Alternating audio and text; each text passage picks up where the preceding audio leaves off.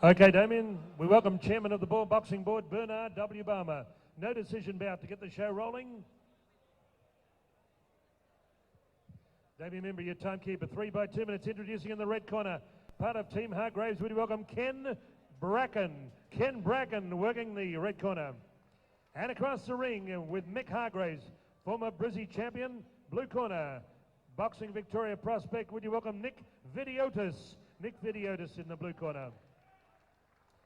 Express Refrigerated Cold Storage Distribution, 11 Frankston Dandenong Road, Dandenong. And 11-0 Army Road, Pakenham. 2 big operations in Melbourne's southeastern suburbs. Seconds out as we approach round 1. No decision.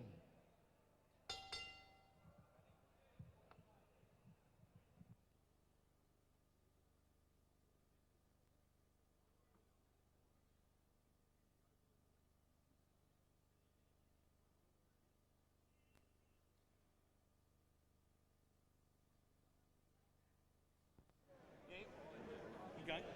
Yeah, I need to hear them. Hey guys, are you going to talk? No, not for this, because it's a non-decision bout.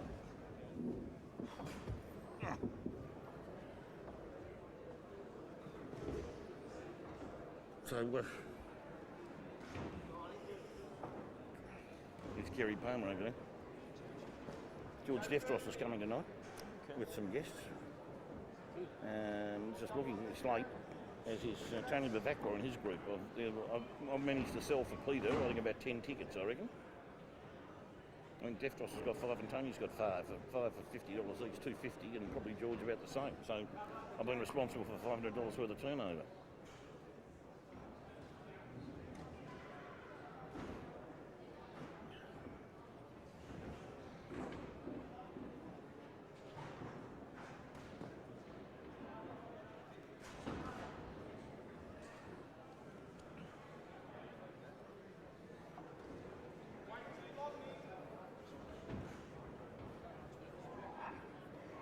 It's much more than on our official documentation, isn't it? No. Oh. Not even listed. Mick Hargraves is the trainer. No, I guess I've seen Ken him. Bracken. Ken Bracken, huh? Ken Bracken, yeah. Ken Bracken? Is he related to the late George Bracken? Can't help you there. No idea.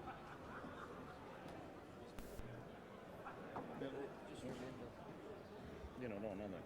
No.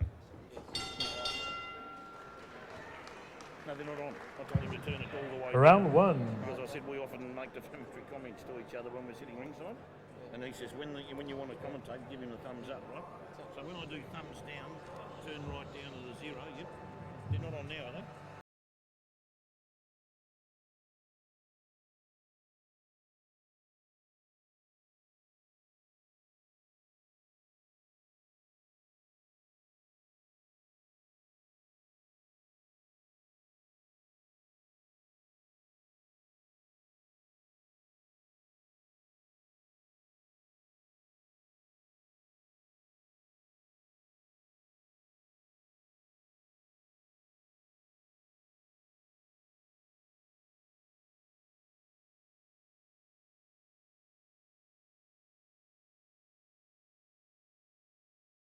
Seconds out, round 2.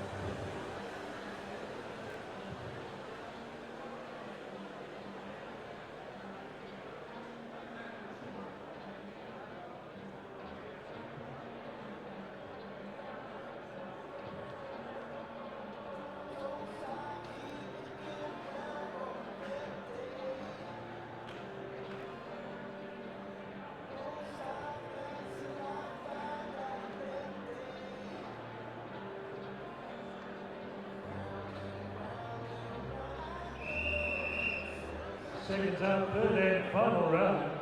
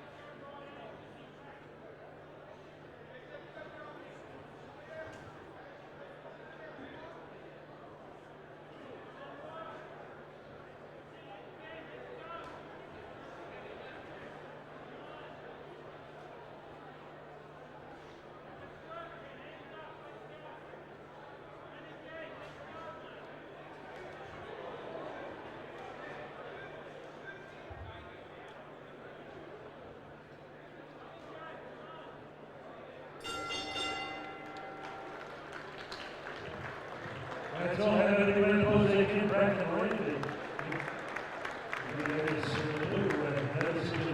These young men will be in action on Sunday at Stewart Boxing Victoria. Show at the Bentley Club, Melbourne Footy Club, the Bentley Club, Ben Brisbane and matchmaker on Sunday, 1 o'clock at the Bentley Club. Lots of celebrities here tonight. We'll be going through them during the evening. Pretty Boy George and his father Angelo, Giannopoulos, Mick Thatcher, WBF Chief, Vernon Stewart handling the lovely ladies who are tonight going to carry the numbers, Ebony, Larissa and Bella. Henry Nissen, former flyweight champion. The Hebrew hustler, Brian Memory, Heath Ellis Jr., Heath Ellis, the new Australian super bantamweight champion, Daniel Iannazzo, Chris Bastanoble, and Chris now joining the David Hickley stable. Give both young men a big round of applause in the centre ring. Welcome George to the Paris, good evening George. A very keen legal mind in South Yarra. Stephen J. Peake and George Jeff Jarvis both have business houses in Toorak Road, South Yarra. Brian, I'm including congratulations Brian on the Manny show in the Docklands. It's a bit of boxing with all the great flavour of a celebrity dine out tonight with Brian Butler representing the Finance Factory. Program, Pretty Boy George, you can't get this young man down. 11 years of age from the Clifton Hill State School. He boxed on Keith Ellis' show last Friday. He boxed on Keith's show at Dallas Brooks. He boxed at Darebin. He's boxed everywhere, man. He's already having his 12th fight and he's only 11 years of age. Would you welcome the man in the blue and white representing the heritage of the nation of Greece, Pretty Boy George. Sanctioned by the Professional Boxing Combat Sports Board. Chairman Bernard W. Barmer sanctioned this no decision fight. Noel Sharp's looking at me as though I've taken too many head punches. Don't forget John Rombotis is coming up with a big auction a little later. He's got some Scarface and Anzac memorabilia, why not? Ben Cousins autographed, Lennox Lewis autographed, Ali gloves. You ready, George? You're stepping back to do, with Dave Haggerty, some pad work. Round one. Oh, really? Yeah, Hateley from Colombia. Oh, She's a student. I introduced myself to her and gave her my card in case she needed so any help. cute. How are you? I haven't seen him in ages. It's been a while, hasn't it? Yes. Two favourite men. Oh, it's Oh, very you're kind of a you. very Too good kind. judge, Eleni. Very good Eleni? judge. You're a very good judge. I am. You're too kind. In your case.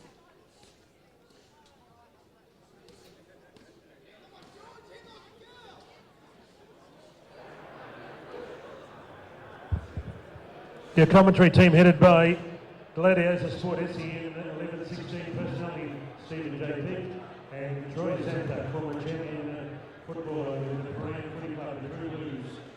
Troy Santa representing a multitude of footy clubs here tonight.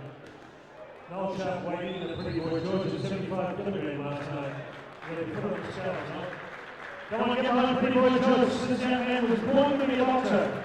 No shadow about that. He's chiseled to be he's going to America to work with Freddie Roach. There's a bit of any others told me.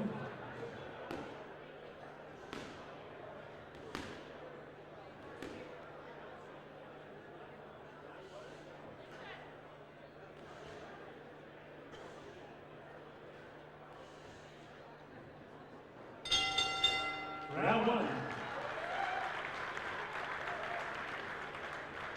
Yeah, Brian Amateur, a great show on the Dublin Shed 14, Brian's next big project, July 4, American Independence Day. On the morning to finish, I'll watch out for that. July 4, Brian Amateur, boxing, professional boxing. Okay, John Roberts, former Fitzroy and VAFA champion. Thank you, Brian. Thank you. Thank you. Box on the docks, it was a great night. Okay, we're ready to go, James. Pressure's out. Second and final round.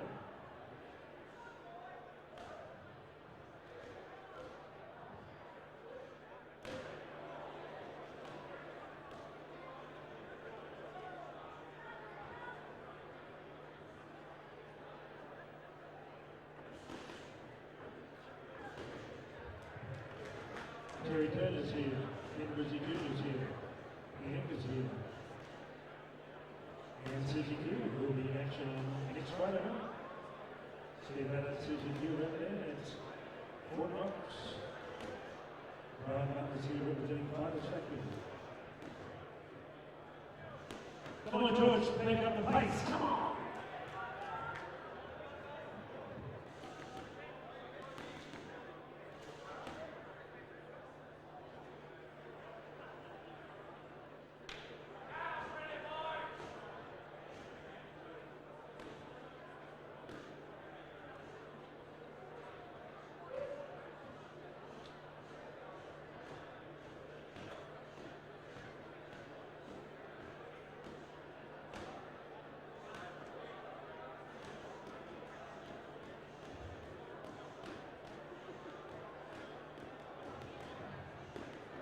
Five to go. How about that?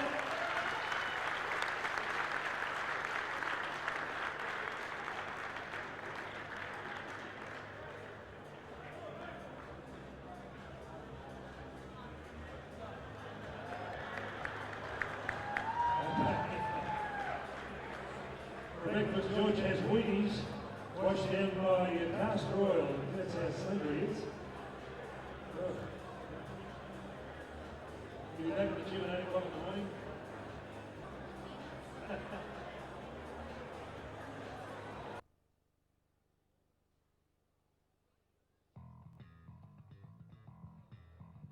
Okay. Coming up for bout number one. Grab your seats. You've got the best ringside seats in the house.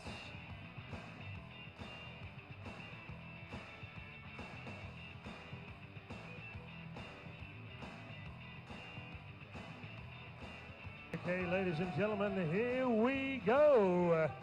Welcome to Melbourne City Hall on Anzac Eve. We pay tribute to the diggers who've kept this country a democratic society. We also pay tribute on behalf of Peter Petioutis Promotions to the late Bob Rose, the Bob Rose Cup, where Peter pays tribute to the great Collingwood footy legend. And don't forget, Bob Rose was a Victorian welterweight boxing champion. Tells you how tough a man he was with great character. That on one day when Collingwood played Richmond at the Punt Road Oval, Bob was best on the ground, and then he walked to the stadium, Festival Hall, and won a 10-round fight. He didn't get a lift on a dray or in a truck. He walked to Festival Hall, the stadium, and won a 10-round fight. He was a tough man, a great man. Also coached the Western Bulldogs into the finals in 1974. Okay, Petioutis welcomes you to the Bob Rose Cup. Opening bout, 6 rounds of international light heavyweight boxing. Introducing first on my left, a regular visitor to Melbourne Town. From Invercargill via Auckland, New Zealand. Tipping the scales at 76 kilograms. Wearing white trunks with a touch of black. 17 professional fights. 76 kilograms even was his weight. Would you welcome Bruce, Pretty Boy, Glozier, New Zealand. And across the ring in the red corner with the mighty team from Geelong, Mick and Kevin Murray. 2 professional fights from Leopold via Geelong. 76.80 kilograms was his weight at the Ingerman Hotel last night. Ladies and gentlemen, 33 years young, wearing trunks of black, would you welcome Matthew the Rock Kapetanios. Referee Matt Ropers, judges Anika Williams, Andrew Campbell, Ignatius Miscellaneous, timekeeper at the bell, Damien Membry. Here, Petioutis Promotions at Malvern Town Hall, the big Bob Rose Cup night. Troy, great to see you here. Thank you very much, Stephen. Looking forward to it. The Bob Rose Cup always delivers. A great fight night, Peter Petioutis. Congratulations. A packed house. Oh, absolutely packed to the rafters, upstairs and in the bleachers, Troy. You got Bruce Glozier here. He's in the blue corner, and Matthew Kapetanios is coming out of the red corner, a 33-year-old with black trunks from Leopold down in the Geelong region. Everything working well for the Geelong people at the moment, Troy. And Bruce Glozier, a regular visitor to these shores from Invercargill via Auckland. They're wearing a pair of satin white trunks with black trim. And of course, that's Glozier I'm talking about, and Kapetanios has the Mike Tyson all black trunks with black boots with 2 double stripes on those boots per se. Kapetanios, 2 fights Kapetanios for the 33-year-old. Yes, he certainly is. A couple of body rips there, Troy, that made Glozier wince. Glozier, a regular traveller, Troy, as you mentioned there, been here several times over the years, so more than several. 17 fights all up for Bruce. Has fought here recently and come off not in the best of condition at the end of those bouts. Now he's trying to punch away here, Bruce, at Kapetanios. Kapetanios now going low into Glozier, hits him on the gloves. So most of that on the gloves, Troy, no damage done. How do you find the boys going at the moment, Troy, there? Well, Kapetanios, as you intimated, Stephen, targeting the body, and some nice left rips there by Kapetanios. Yeah, he's certainly trying to make the fight. He's got Glozier on the back foot so far in this first round. There, a rip or a slap by Glozier there to the rib cage of... And Glozier's nose profusely bleeding at the moment. We've been opened up there now. I'm not too sure whether that's that blood's just coming straight out of the nostril, or whether or not the nose exterior has been breached. Troy? Some nice body shots there by Kapetanios. I think the nose may have been breached myself. Oh, a big right hand there by Kapetanios. Really hit the spot. Glozier sucking in the oxygen. Yeah, and well, Glozier expels blood. That round.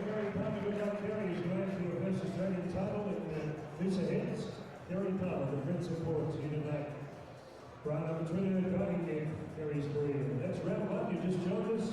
7 big fights tonight.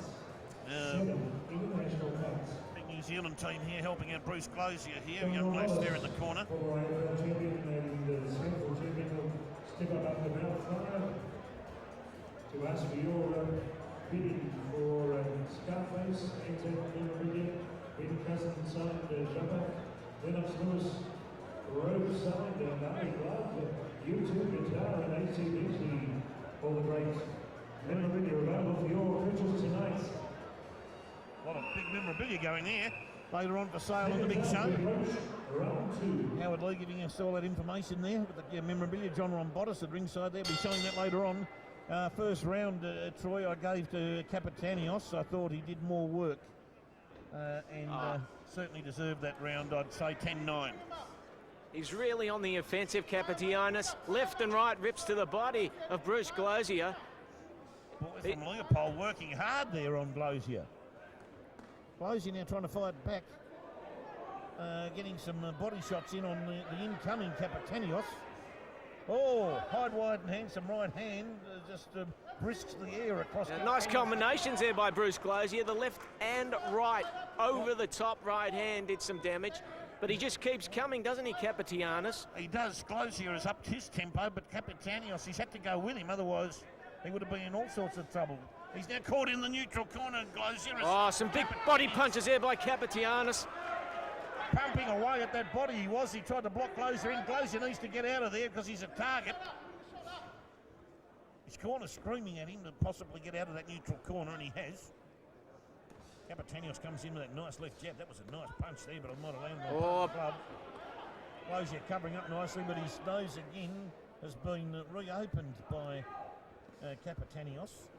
Kapetanios' body punches have been exquisite, Stephen. He's really zeroed in. But Glozier coming back with the counter punch. Not too much meat on those sandwiches, but... Oh, clubbing right hand there by Kapetanios. He's got him on the ropes. Glozier, you've got to get out of there and make it snappy. He certainly does, Troy. You're spot on. And he's on jelly legs, Glozier. He was feeling for that nostril. That nostril's in pain, Troy, not just with the fluid of blood coming out of the flow, but it's painful. It could be a bone or structural problem. Oh, nice right hand there to the jaw of Bruce Glozier by Kapetanios. Oh, he's turning Glozier into a punching bag here, Kapetanios. Tremendous round there by Kapetanios. The former champion. Good on you, Nick. A great favourite of ours here at Malvern Town Hall and Malvern Town Hall. Nick, Petioutis. Dr. Peter Lewis having a look now at Bruce Glozier at ringside, Troy. And I've got a feeling I picked this out and I tipped this that his nose has been either broken or the skin has been perforated from the exterior as opposed to a normal blood nose. At the end of that round, Stephen, Glozier was on jelly legs, make no mistake about it, and hasn't he been impressive? Kapetanios. He's got all the problems. Look at Kapetanios' build. He's in excellent physical condition. A rippling stomach that's shredded. Glozier's come out in a blaze of glory in this round, but as I said, not much mustard. No meat or mustard, Troy. And then he's been in a bit of, he came out hard, Glozier, but most of what he threw landed on Kapetanios' gloves, so no damage done. Kapetanios now trying to push Glozier into that other neutral corner on the far side of the ring from our area. Working away underneath, body shots, and then a bit of a forearm in that right hand coming up on Glozier. Oh, a whipping, wicked right hand that would have had rocked the ear hole of Glozier. Would have had to give him something, the bells would be ringing in his eardrums, Troy. There's a case of sandpaper over the ears, that. Oh, that would make you smart. Some big right and left rips there by Kapetanios. He's zeroing in on that rib cage of Bruce Glozier. He's hammering away on a statuesque Glozier in that neutral corner. Statuesque would be the word you'd use. He's just lost momentum a bit there, Bruce. Oh, copped a clubbing right hand for his trouble by waving his head around like a flag. And he's down on one knee. Glozier. He's feeling the effects of this fight, Stephen. And Frank Ropus is the referee. He's having a look at the timekeeper. Actually, that's Matt Ropus. Matt Ropus, sorry, is the referee. Sorry. The towel has been thrown in by Bruce Glozier's corner. There was no need for Glozier to take any more punishment. No surprises there. No surprises whatsoever, but we've found a young kid or a older young kid in Matthew Kapetanios. From Leopold, could be someone, Troy. An impressive body puncher. Powerful manoeuvre, and Glozier was always in trouble after he received that nasal reconstruction sometime in the second round. Troy, I'd say. I think he was always going to be battling it uphill. Could have caused him some breathing difficulties. May have broken the nose from the outside exterior region. I'm no doctor, of course, but It wasn't just a normal blood nose from what I could see. I'm pretty sure you'll see more medical treatment will take place once he leaves the ring and goes into the rooms from the number one man, Dr. Peter Lewis. Daniel. Okay, Matt, bring the centre ring or the winner. Thank you. And that looks like Kevin Murray's down Have over a big there. round of applause for Bruce Glozier from New Zealand. He got plenty there, but he didn't quit quickly. Well done.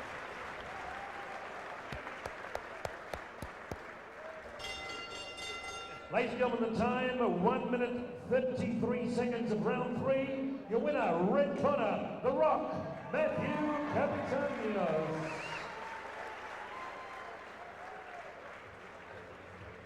Matthew, just a quick word. Congratulations. Are you looking pretty healthy, doing outdoor work? Yeah, I am. You've been out of the ring for about 12 months. Looking to have a busy schedule from now on? Yeah, absolutely. I'll go where Mick and Kevin take me. Okay, Mick and Kevin Murray. Congratulations, Matt. Thank you. Okay, Matt from Leopold, a big winner here tonight. Werner Kid K. Kalin taking all the action shots.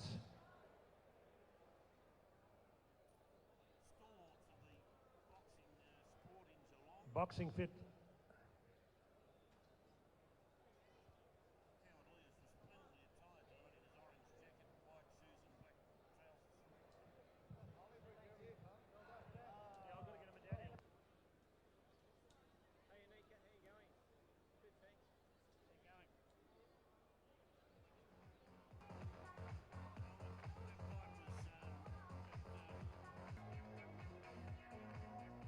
Brian Armatrid is going on July 4 at Peninsula. I've got the date here for Louis Carriga's next big show with Charlie Dipperata.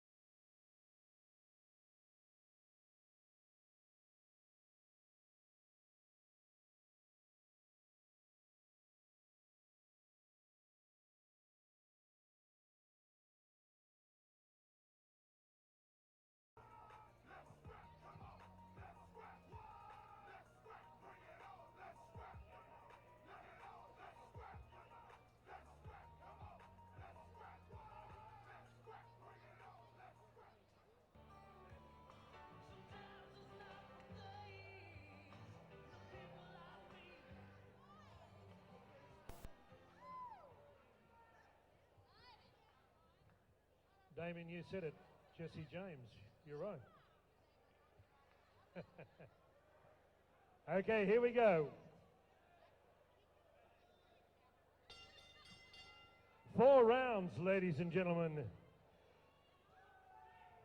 Super welterweight match fight between 2 young men making their professional debut on the big stage on a Petioutis Bob Rose Cup night at the Malvern Stadium. Hateley is my name, boxing is my business, and business is good. Introducing first on my left, occupying the blue corner with Darryl Ford from the White House. President Ford, assisted by a young man who's on his way maybe to a world championship, Daniel Porky Lovett. Originally from Rockhampton via Brisbane, Fortitude Valley. Now living in Reservoir, part of Darryl Ford's Big Glenroy Gymnasium. Amateur boxing, 52 fights, 36 wins. A former Queensland schoolboy boxing champion. 67.10 kilograms, his weight, wearing predominantly white trunks, wearing the hat of the gunslinger. Would you welcome Jimmy James? And across the ring in the red corner, Dave Hegarty and all the team from the Tarnade Team of Destruction in Melbourne's Western region. In amateur boxing, this young man had 10 fights, 6 wins, 2 kickboxing fights, 23 years of age. Same weight as his opponent, 67.10 kilograms, gold trunks with black trim.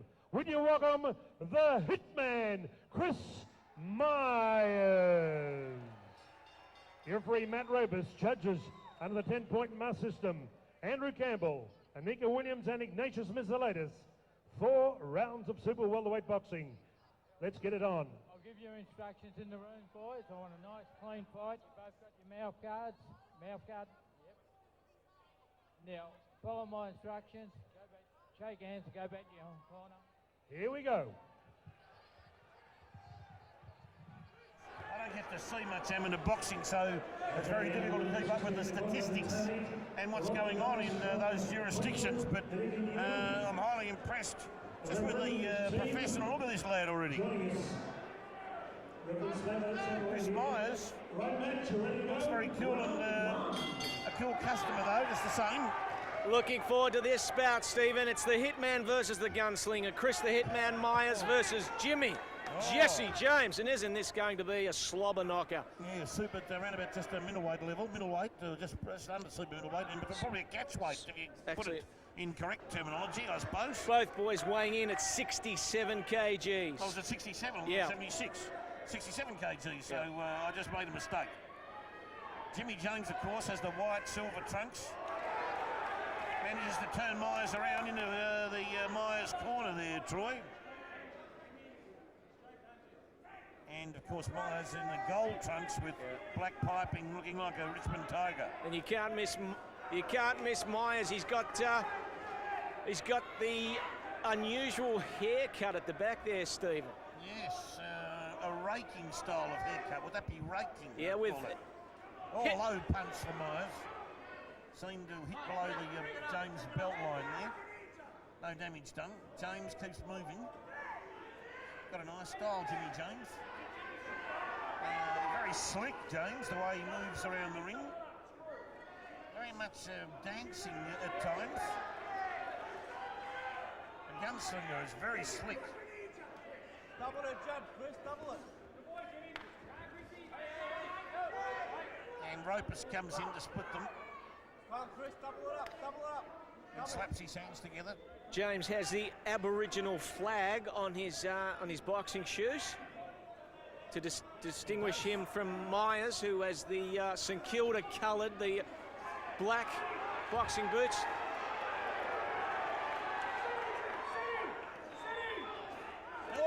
Oh, a big left hand there by Jimmy James. Really shook the house of Myers. But while that was happening, got that left hand in. Myers got in a wicked right on James at the same time or just after it. So, you know, a little bit of a tay-to-tay there between the two of them, but some not heavy. a great deal in that round. Not a great deal. You'd probably lean towards James, but Myers, he counter-punched pretty well there. I was reasonably, you know, impressed with the fact that he stayed fairly cool about the situation most of the time.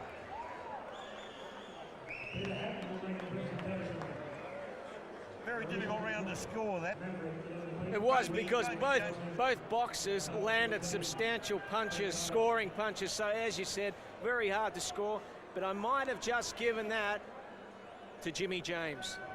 It was either square or James made me by a whisker, so I'll think about that.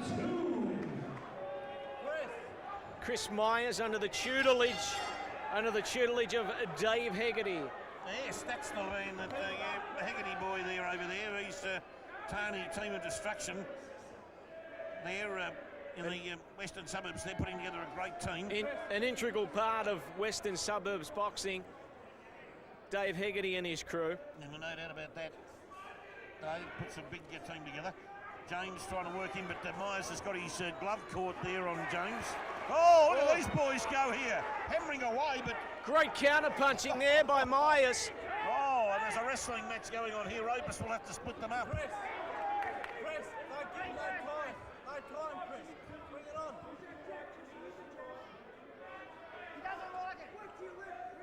And that James came in too quick then, Troy. He managed to get everything boxed in there on Myers in the corner. He came in a bit too hard and couldn't give himself any punching room.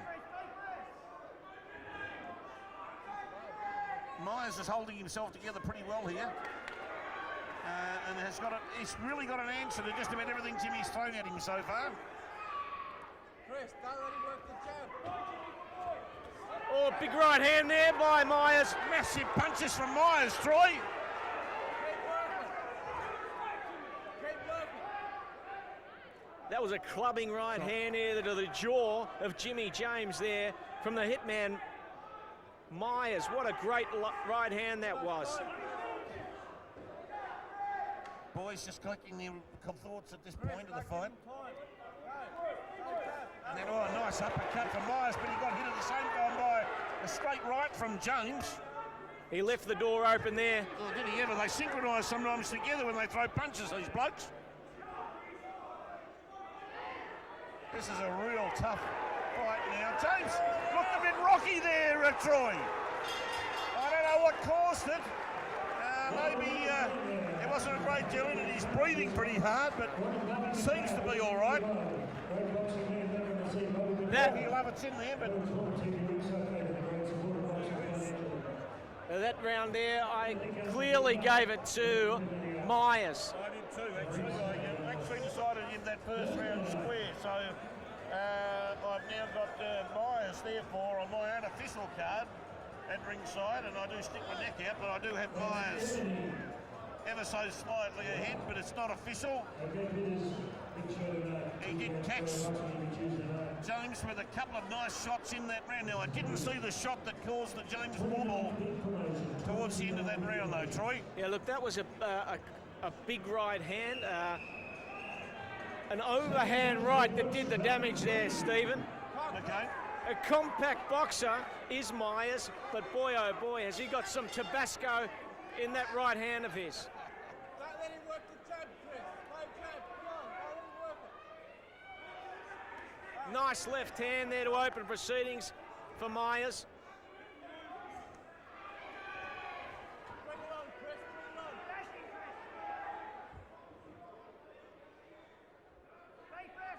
Cut him off.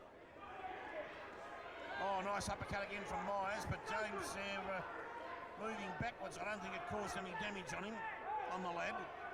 Roper splits them. He's having a word to Myers now about holding, possibly about holding. Don't let him work the jab. Put him there. Come on. Oh, swinging right hand from Myers, just hit the gloves of Yeah, James. but threw it from too far away. He needs to get in close.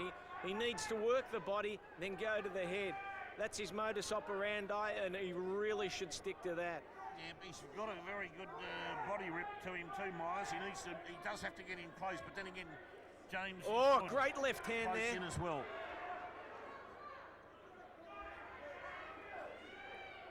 Oh, Chris.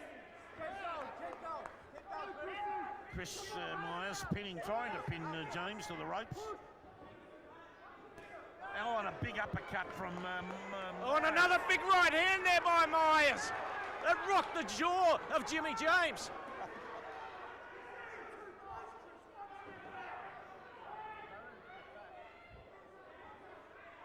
Now James now is trying to. He's backed Myers into the rope, but hasn't done anything with that maneuver. Keep going, Chris. Keep going. And now Myers always rubbing their heads together. They'll have to be careful there. Myers seems to be just ever so slightly having a bit of a rest there, Troy. He's getting his breath back, I think. Really good fight this between two excellent boys. And there goes the bell for the end of round 3. And interesting round, but Myers seemed to get the good quality punches in, Troy. Myers is very, very impressive to date, Stephen. I've been very impressed with him, no doubt about that at all, with the Hargrave team over there.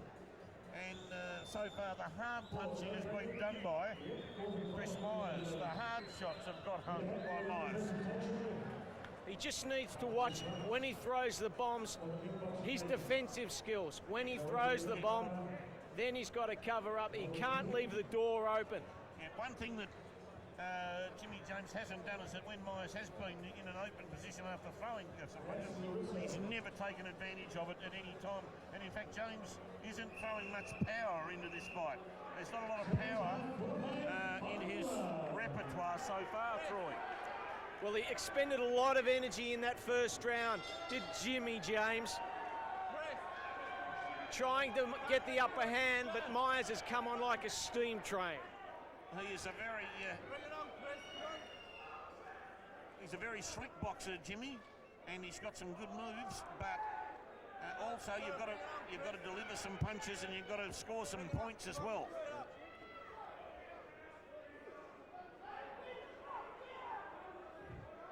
Against a fighter like Myers, you can't use up a lot of energy that you don't get, some profit out of that usage. Yeah, absolutely, Stephen. Myers is now trying to measure James.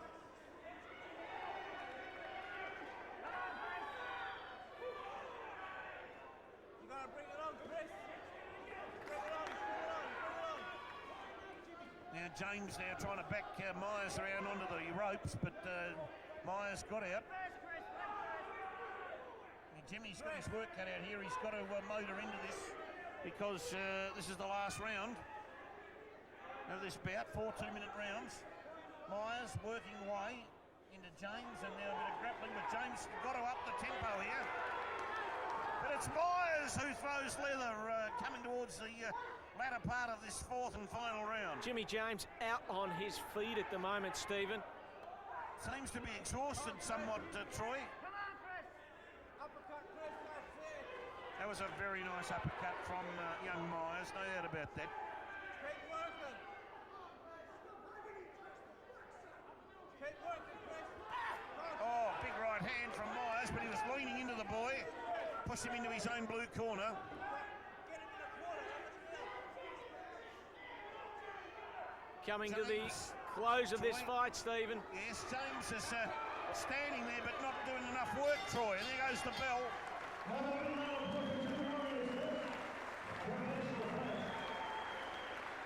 Well, hasn't tonight kicked off in grand style? A couple of real gut-busting bouts, Troy. You couldn't put it any other way.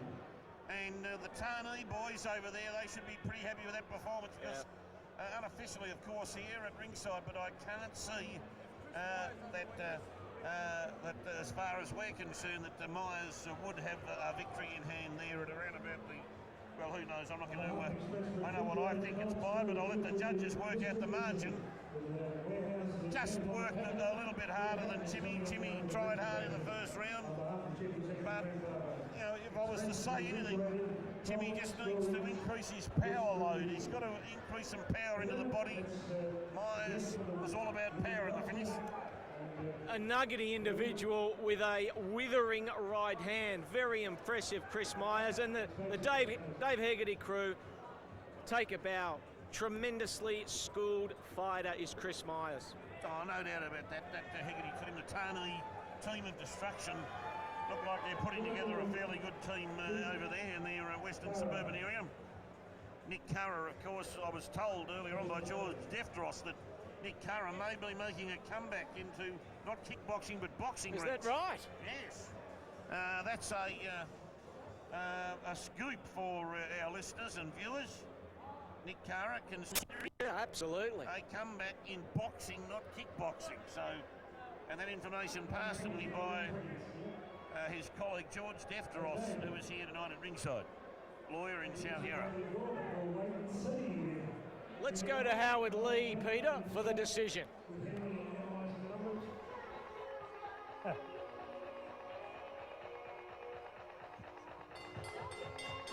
Both boxers come to the centre ring, and how about a strong ovation for those two gallant warriors on professional debut.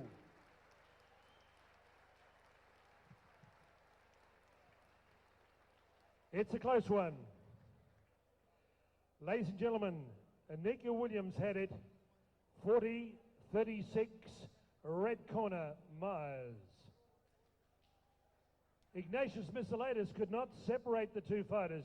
He had it 38-38. Therefore, the final card will come from Andrew Campbell.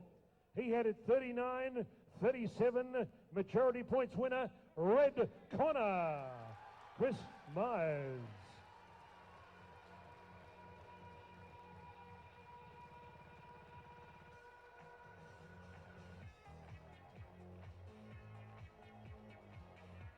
Jimmy, just a photograph gone, winner.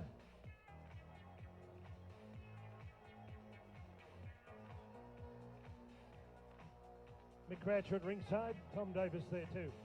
Jimmy, first time in Melbourne, great atmosphere, very close one, bad luck there, but you'll be back?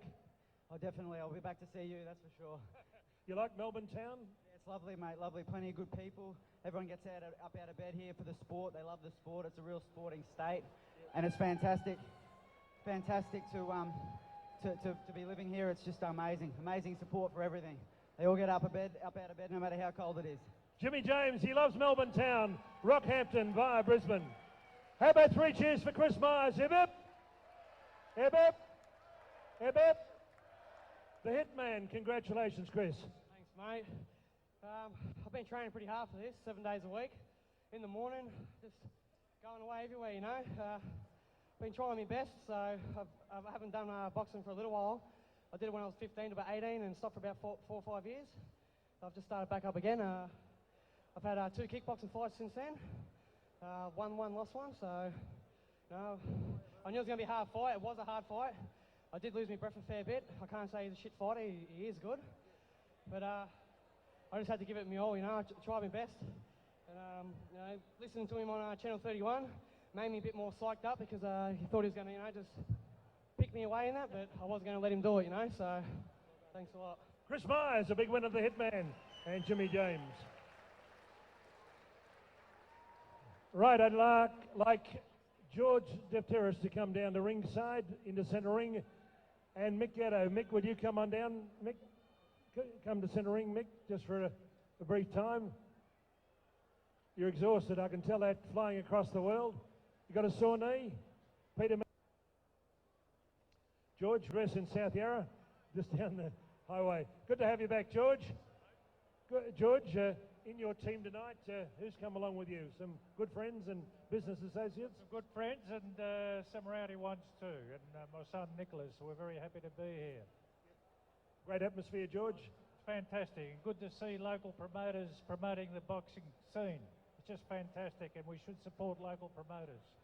George, our good friend on the stage, says he's got a bad knee. Maybe he can't play footy this week. Oh, I think he's okay at the moment. I think he's probably a bit tired from... but I said hello to him before, and good luck to him. Good, George. Thank you for joining us tonight. Good on you, mate. Nice. Thank you, George. Okay, Stephen J. Peake says g'day from ringside. Bit of music, Emmett. We'll be back with bout number 3. 2 minutes, Sammy. Thank you.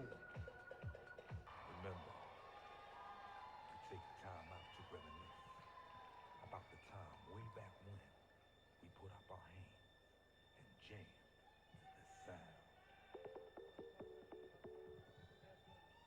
And to all of y'all who might have forgotten.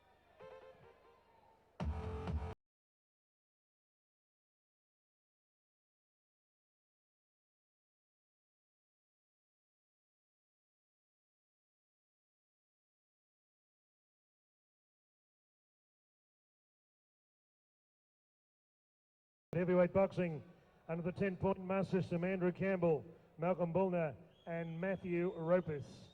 When the bell tolls, your man in charge of the action, Ignatius Miscellatus. Chairman of the Professional Boxing and Combat Sports Board, Bernard W. Balmer. 2 times Aussie champ, Scott Brower. Noel Sharp analysing the numbers. Your ringside physician, Dr. Peter Lewis. Timekeeper of the bell, Damien Membry. Here we go, ladies and gentlemen. 6 rounds of international light heavyweight boxing. Introducing in the blue corner, trained by Frank Bianco, former TV ringside lightweight. This young man originally from Newcastle, United Kingdom, now living in Greensboro. Ladies and gentlemen, tipping the scales at 77.70 kilograms. He brings to Australia a professional record of 14 fights, 10 wins.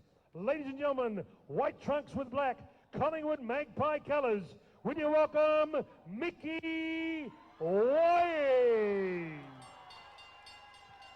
And across the ring in the red corner, making his professional debut from Yea via Lilydale, trained by Brian Levere, the man who trained 5 Australian professional champions, 9 amateur fights, 6 wins, also wearing Collingwood colours of black with white. At 78 kilograms, he's known fondly as Manny, the Great Pitbull Vlamis. Here's Ignatius Matsalatis to give referees instructions. 6 rounds of international boxing. Boys, I want you to obey my commands at all times and protect yourselves at all times. Understand? Shake hands now and good luck.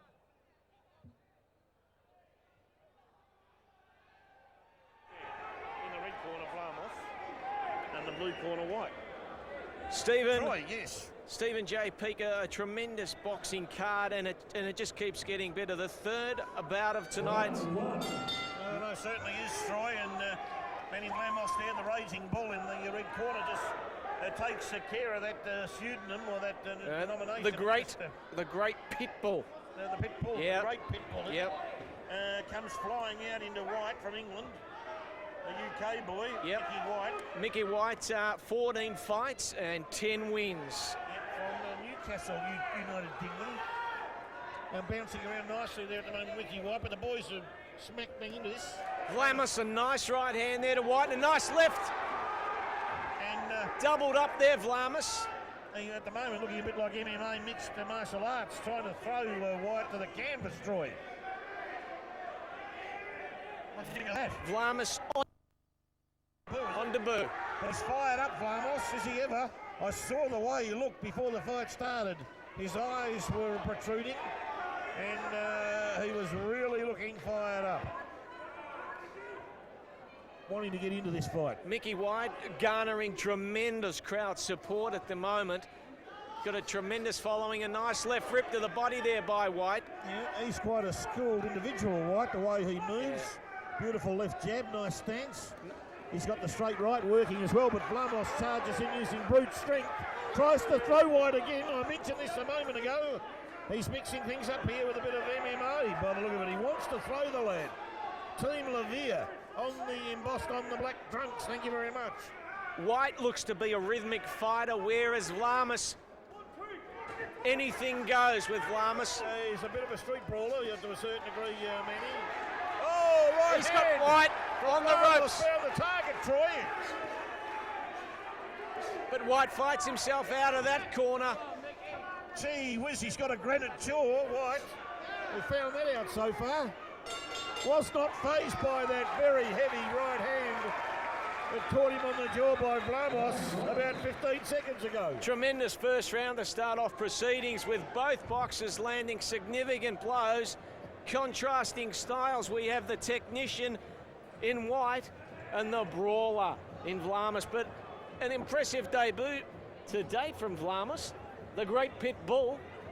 He certainly fights like a pit bull. He seems to rush at White, pushing him around, wrap the arm round in what is normally a manoeuvre used by an MMA fighter when he's getting ready to throw a fighter. Yeah, like roughhouse tactics, but if he can unsettle White, it could prove to be advantageous. I've always thought that a man that has been classily schooled in sweet science rules and regulations will generally win.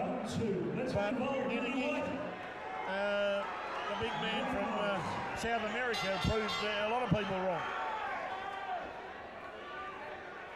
Now White now trying to just stabilise here in the middle. I had the first round even, I couldn't split them. At this point, I thought White did a lot of good work boxing-wise, and Manny's right hand really got him a draw in that first round. Vlamis trying to work underneath, but White is working upstairs quite well and accurately, and downstairs as well. A nice body rip from White, Troy. A tremendous exhibition of boxing so far. White, the technician, using those left and right jabs, and Manny Vlamis throwing them from absolutely every and any angle. Oh yes, deftly moved his head away then Vlamis from some leather work that was coming his way from White. Very hard for a boxer like White to get a read on the Vlamis style. Vlamis trying to get him close here on White. But White is very compact. He knows the moves. He's got good skills, White. And that, again, boxing nicely. He's a true boxer, White. Absolutely, using his reach to advantage there. Yes. Vlamis comes back with a few of his own. Oh, sweat coming out. Oh, and a big left hand there Oh, spittle. by Vlamis. He's unloading big time. Left and rights to the chin of Mickey White. Pounding away there, the boys. With White coming underneath with the uppercut. A little bit of forearm there. Nice left hand there by Vlamis. More of a Tom Bowler punch that came down on the scot of White. And now a bit of a lull in proceedings. Vlamis trying to get his air back. And a waving punch by White, waving that left hand around. And there goes the bell. White there showed a lot of skill in that round, and Vlamis showed a lot of energy. He does exude a lot of energy. Now he's don't forget he's got to keep that effort up. That's just a 2-minute round affair. Can Vlamis keep expending that amount of energy in that style for another 4 rounds? That's a big question. Yeah, you'd expect Vlamis. He's looking for lights out, isn't he? He's looking for that knockout punch where you feel Mickey White puts it all together. He's a boxer that puts the jigsaw all together, using the left and right, leads, works to the body, then goes to the head, whereas Vlamis, he's just all or nothing. Yeah, I actually, from a technical point of view, gave that round to White by a point. I thought that he was crisper. He was a lot crisper than the energetic Vlamis, who has a massive heart, mind you, bigger than the town hall itself. You can see the lad, the style of the lad coming in. He's got... he got tagged there. White tagged Vlamis with a nice left to the chin. The trouble is that Manny's coming in low with his gloves down. He's going to get tagged if he keeps his gloves in that vicinity. Absolutely, Stephen. Well picked up. Vlamis has to keep the gloves up when he's throwing a big left hand there by Vlamis. White with the left hand, and he stumbled into the ropes, White. Oh, he was reeling, Mickey White. Now, was he hurt or did he slip? That's the question. Now, Ignatius didn't put a count on him, though, Troy, so there's no knockdown there or anything. No 8 count. Comes in low, White, on Vlamis. Yeah, nice body punching there by Mickey White. We'll know in a minute if White's okay. Some big left hands, White. Another massive right hand from Vlamis. And White was trying to hang on there to get some leverage or some air. What a great fight we've got on our hands at Malvern Town Hall. Now the pit bull could be, gee whiz, he might be in business after all here. Oh, a big right hand there by the pit bull. That's 3 massive punches. Oh, another one, and White's stumbling. He nearly went to the canvas, White. He's managing just to stay on his feet now, but Vlamis coming in, and White now just hanging on. He's still on his feet. Vlamis, the boys are a bit jaded. White now on memory a bit there. He's stumbling around. A straight left, 2 of them from Vlamis now into White. Oh, what an exchange there, Troy.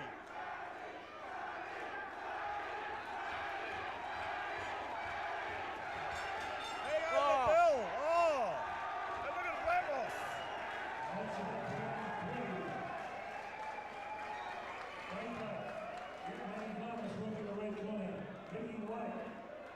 I've got scores level, Troy, at this point of the fight.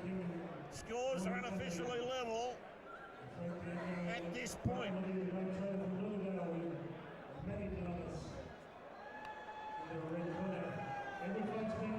Oh, what a round.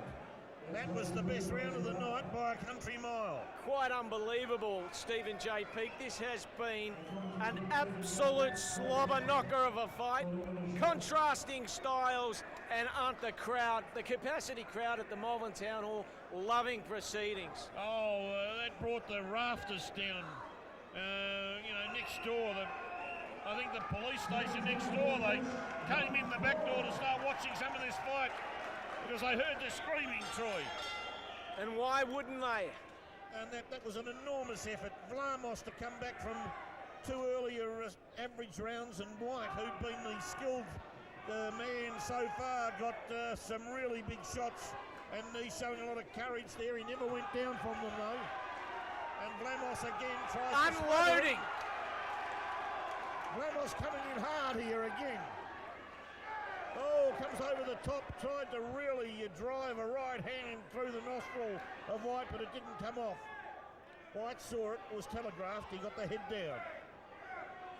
White now needs to compactualise this round. He's got to try and wear Vlamis out a little bit without taking too much heavy artillery. Vlamis now still keeps the gloves relatively low, but White has lost a bit of energy and taken advantage of that. Slapping punches from White, no strength in them. Well, he isn't throwing as many punches this round, Vlamis, but he might be waiting for an opening. There's no doubt White's still boxing well, but Vlamis is waiting for a big shot. Oh, he's waiting that left hook around like a shillelagh at the moment, Troy. And yeah, but it's just landing fresh air at the moment. The trouble is, this is White's problem is if Vlamis just has to land one of those, he can put you into the stratosphere. Well, it's lights out if Vlamis gets that left hand. If he hits the sweet spot, that's what could happen. But now White's moving away from Vlamis. He's going to have to chase him. Nice right hand there by Mickey White. Crowd going berserk for Vlamis. He's got big Vlamis support here. Nice left and right hand combinations there by Vlamis. Vlamis is just about trying to throw everything at White bar the kick and think, oh, vicious right hand, but only quite landed properly on White from Vlamis. There goes the bell again as they walk to their corners. There's some blood on White's chest. I don't know where that's come from. Vlamis is bleeding from the nose. Yeah, I'm just trying to select which nostril, Troy. Yeah, absolutely. The left nostril of Vlamis bleeding at the moment, but what a fight we've got on our hands, Stephen. We have. I've still got them square. I evened up that round again. I gave Vlamis the third round. I gave White the second, and they were square in the first, in my view. A tough decision coming up for our judges if it goes to a points decision. Well, I've got them 39 all on the SJ Peak scorecard at ringside at this point. 2 big rounds left. The boys have expended substantial energy getting to this point of the fight, Troy. Fitness is going to play a big part in this. Not just skill, but fitness. Let's go to the penultimate round of this light heavyweight bout. Can White keep his skill level going, or can Vlamis keep his punishing regime going for another 2 rounds and land one of those big shots that he's been throwing so far? Some with effect, some not. Oh, another vicious right hand. Big left hand rip there by Vlamis. He's unloading left and right hands at will. Vlamis is throwing everything at White, even except the town hall roof at this point, Troy. But White is still stabilised. But the intestinal fortitude of Mickey White can't be questioned. White's a skilled man. He comes from the UK. They know how to present them there. He's got a bruised arm, White, from some of those shots from Vlamis. A badly bruised right arm, it looks like. Poking out that jab to keep Vlamis away, White. Vlamis doesn't like it when it gets slow, but he's got to get his breath back for another one of those episodes of 15 minutes worth of you-know-what. Yeah, Vlamis very much likes to put the foot on the accelerator where White... Loving right hand again from Vlamis, but may have landed on nice right uppercut shoulder. there by Mickey White, a nice right uppercut. Some of those White right hands from Vlamis do land on the shoulder.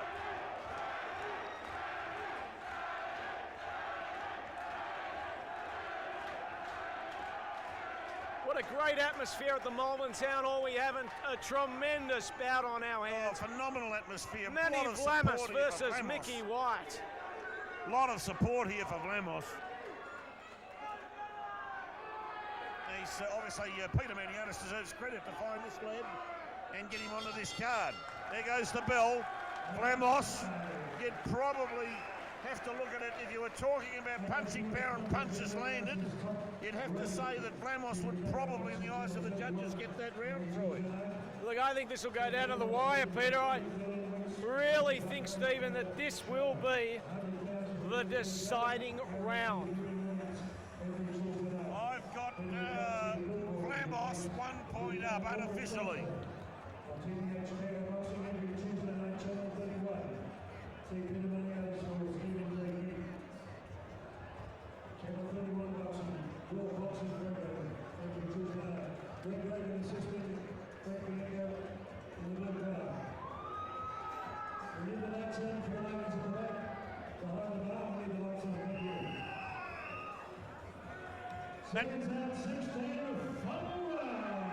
That was a massive round. Vlamis is ready to go.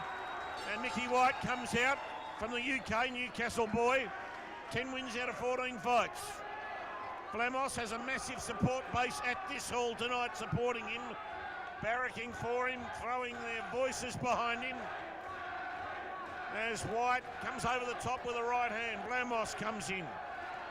White, beautiful body shot by White to start off proceedings in this sixth and final round.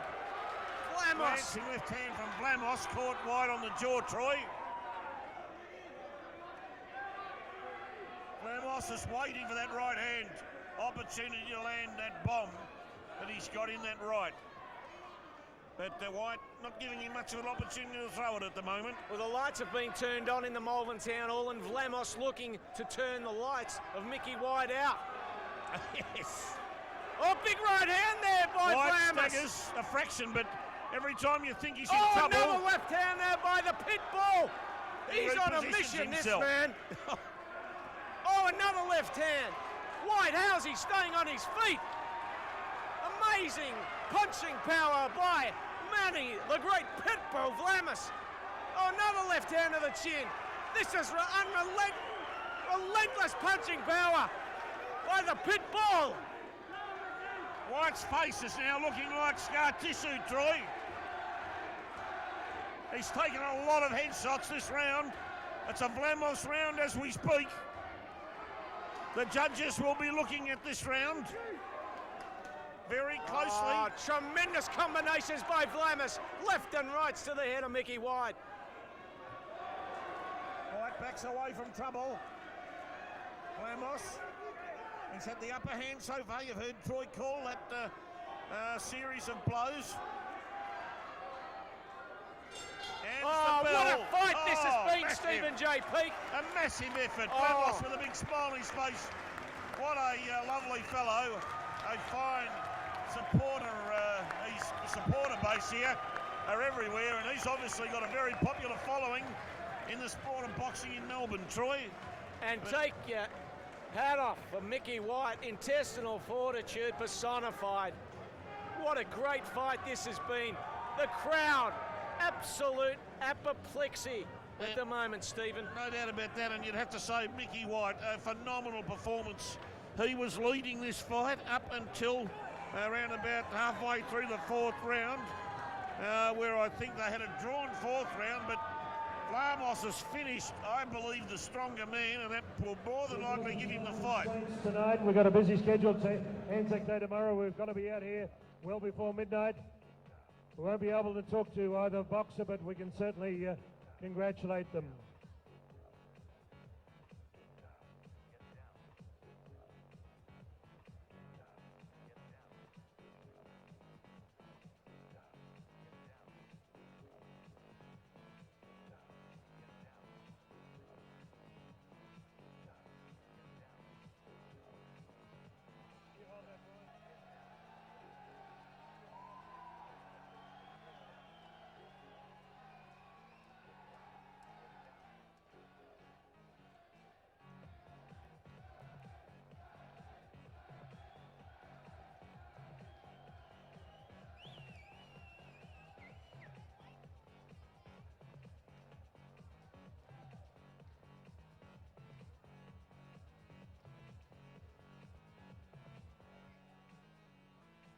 Just waiting on the numbers.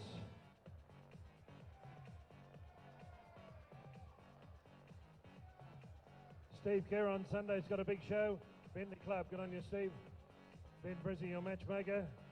Ben Brizzy Senior. It could be a close one. We're just waiting on the decision. Noel Sharp setting up the numbers.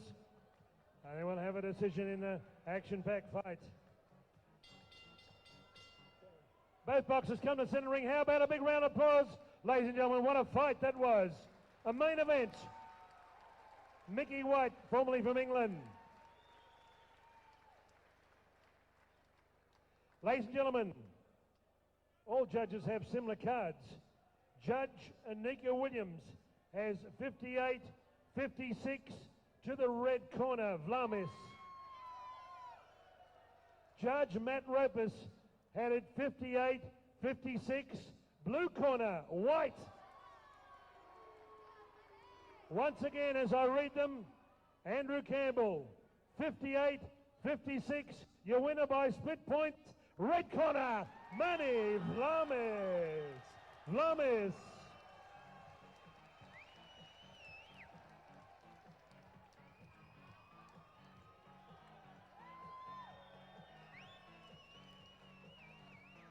How about a big round of applause? Mickey White from England, Matt Vlamis. Congratulations, Matt. We've got to run. Thank you.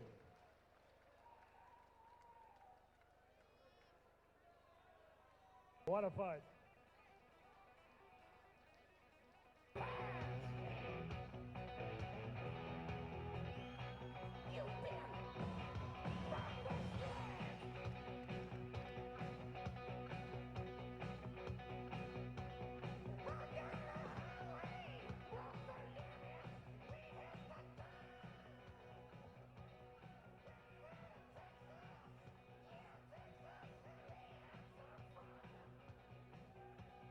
When the bell tolls, your man in charge of the Action World Championship, referee Judge Malcolm Mulder, judges Matt Ropus, Ignatius Miscellatus, and Anika Williams. Welcome back to Centre Ring. Peter Maniatis promised you the show would tick like a time bomb. It's going full bore. This is for the OBA Pan Pacific Super Middleweight Championship. 8 rounds of boxing, international boxing. Introducing first on my left, occupying the blue corner, from Port Moresby Streets to Reservoir, Victoria. Now with his trainer in the corner, Bobby Giannitas. Ladies and gentlemen, 3 professional fights, 2 wins, 1 loss. 20 years of age, wearing red trunks. Ladies and gentlemen, would you welcome Papua New Guinea's Andy Slammin' Sam. Slammin' Sam. And across the corner, in the red corner, from Reservoir, the same suburb, but that's where it ends. Ladies and gentlemen, professional boxing, 11 bouts, 8 wins, 75.40 kilograms. Ranked number 10 in world of boxing in Australia, with President Darrell Ford, White House, in keeping with the US election. Wearing red trunks with a touch of black and white. Would you welcome Cool Hand Luke Moloney. Referee Malcolm Mulder to give instructions. Here we go, Malcolm. Thank you. Daniel Lovett working the corner. Guy's got to come back. And also Howard Lee saying that Porky Lovett's over there, but Daniel Lovett, but also Jimmy James has also had a shower and recovered from his bout and didn't need to recover much. He's over there assisting as well in that corner for Luke Moloney, so a big loyal team there, It's a Troy. great brotherhood, the boxing community, Stephen. A lot of loyalty there in that team of Lovett, James, Moloney. They all help each other, and they have our full recommendation for those that attitude, which is second to none. Top quality stuff from that team. Absolutely top shelf boxing to date, Stephen. Very happy with it. Andy Sam here, he's one of the big group of Papua New Guinea boys coming down to Australia for boxing and kickboxing bouts all over the place, whether it be a Maniatis card, a Vukovic card or whatever. They're everywhere, these boys. And up for grabs the Pan Pacific middleweight title, Stephen. Look cool hand Luke Moloney versus Andy Slammin' Sam. Had a Slammin' Sam since the big man, Slammin' Sam Greco in kickboxing over a period of time. And we've now got a Papua New Guinea boy, Andy Slammin' Sam there. He is wearing the split red trunks. And he's weighing in at 73.8 kilograms. Luke Moloney, 75.4. Yes, and Luke Moloney, of course, as Howard Lee said, described, wearing the red trunks with the American stars and stripes embossed on those trunks, in line with the upcoming American election, as Andy Sam comes in hard on Luke Moloney into the blue corner, but no damage done. And Malcolm Bullner is in the ring. Top-notch, world-class referee Malcolm Bullner is there, and he pulls them apart. Luke Moloney, 11 professional bouts for 8 wins.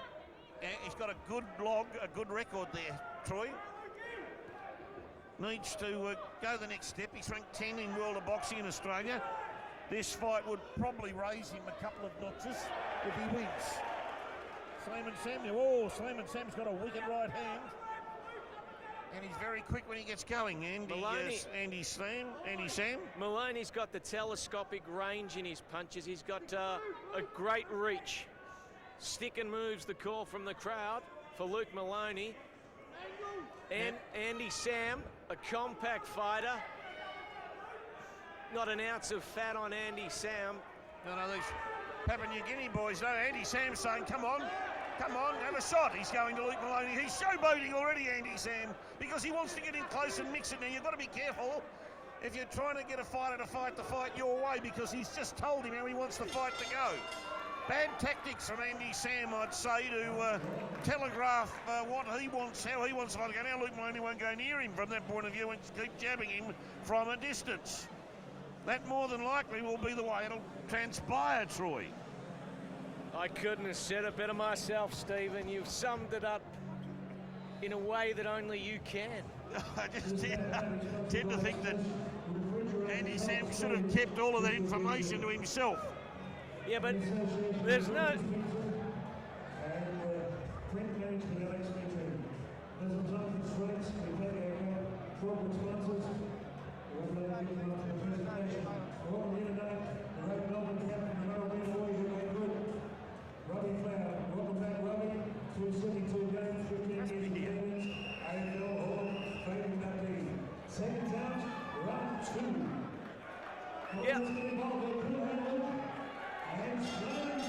Not much activity in that first round, Troy. I could hardly split them at 10-all. You couldn't really move it either way or the other, I wouldn't think.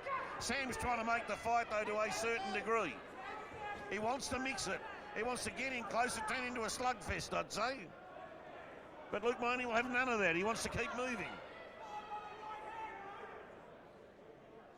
A lot of advice coming Maloney's way from the bleachers, Troy. Yeah, Luke Moloney does his best work from outside.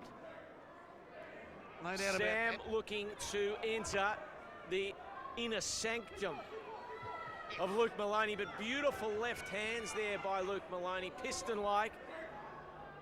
Malcolm Bullner, he's Morel's those instructions out of the boys and they follow them.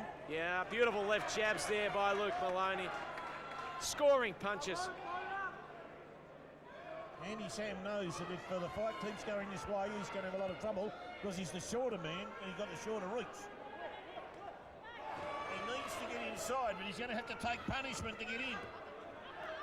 What I've seen so far in Luke Moloney's fights, he's a tremendous counter-puncher. He's very good at extricating himself from sticky situations. No doubt about that. He knows, he senses danger if it's there. Senses it. Sam, to me, seems an impatient boxer.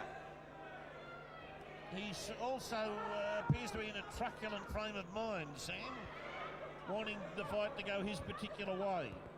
A little bit angry under the surface. And that's got to be tough. He must know they would have prepared for this for the taller man with a longer reach. And there's quite a lot at stake here, Stephen. A Pan-Pacific title. There's no excuses. Oh, nice left-hand tag, Sam. Videos are available from everywhere on fighters and how they fight. They're banging the floor. Oh, and one right hand there from Sam after the bell. And he apologises. Didn't go over too well with the crowd. Bowing obsequiously like I remember Mr. Foosey used to in the wrestling, Troy. Shades of WrestleMania 4 with Mr. Fuji and Don Morocco. Just wondering whether or not Luke Moloney will attempt to respond to that at the start of the next round. That punch come later than the Gladiators of Sport on a Thursday night on SEN. It was possibly a couple of seconds late, Troy. No real damage done, but just the same a fighter. When the bell's gone, the recipient, he doesn't care if it's late, he just knows he's taken it and he's not happy about it.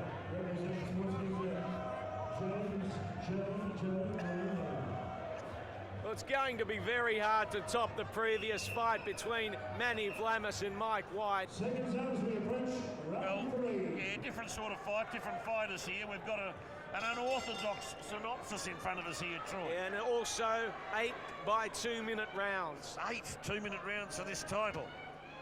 You know, I just hope that the Sam camp have done their homework on the taller man with the longer reach. You've got to do your homework. You've got to study the videos. Now, Luke Moloney is not going to come in. Oh. He's going to keep fighting that style. He's going to stick and jab, as they say, and keep moving all night. Well, that is Luke Moloney's style, stick and jab. That needs to be accepted by all and sundry and responded to appropriately. Andy Samuel gets in close and he flays away at the body. Yeah, nice left and right there by Sam to the body, to the rib cage of Luke Moloney. He's got the power, Sam, when he gets in close, but he's got to get in. Stalking Moloney the whole time. He's trying to box him in again. You see, he must take some punches to get in. If he's got a rock jaw, he'll be able to take it. Luke Moloney again, a glancing blow to the corner. left side of the chin of Andy Sam. The Sam corner are in a foul mood, Troy. Foul is the word. Moloney tries to swat Sam like a fly. It didn't work. But Moloney doesn't have to do anything else. He doesn't have to mix it. He is a jab and move, a stick and move fighter. Sam coming in hard here with headshots, but Moloney had the gloves up. Some of it landed on the leather, some of it didn't, but Moloney's not perturbed by it. Sam's trying to get in again. When they do come in, like we saw there, Moloney tied him up. Couple of slaps on the ribcage to Sam, let him know who's boss at this part of the fight. The Sam corner, they'll get told off by the board if they keep banging the ring like that. Oh, a nice left hand at the end there by Luke Moloney. Left to the jaw by Moloney to top things off. OBA and Pacific Championship belt up for grabs. And sitting in front of him in this scrub round the championship belt. Good to see from like Petioutis on behalf of great corporate sponsors here this evening. Doesn't he put on a wonderful boxing extravaganza, Peter Petioutis? He does. He's got the glamour here. He's got guests from all walks of life. Colourful people from everywhere. Got the king of the ring over there, Mr. Bernard Barmer. Yeah, the big boss of the government. President. Boxing and Combat Sports Board. We've got trainer of the century, Keith Ellis, in attendance. Yeah, Keith is there at ringside chewing gum and looking quite seriously and thinking heavily about what's transpiring here, Troy.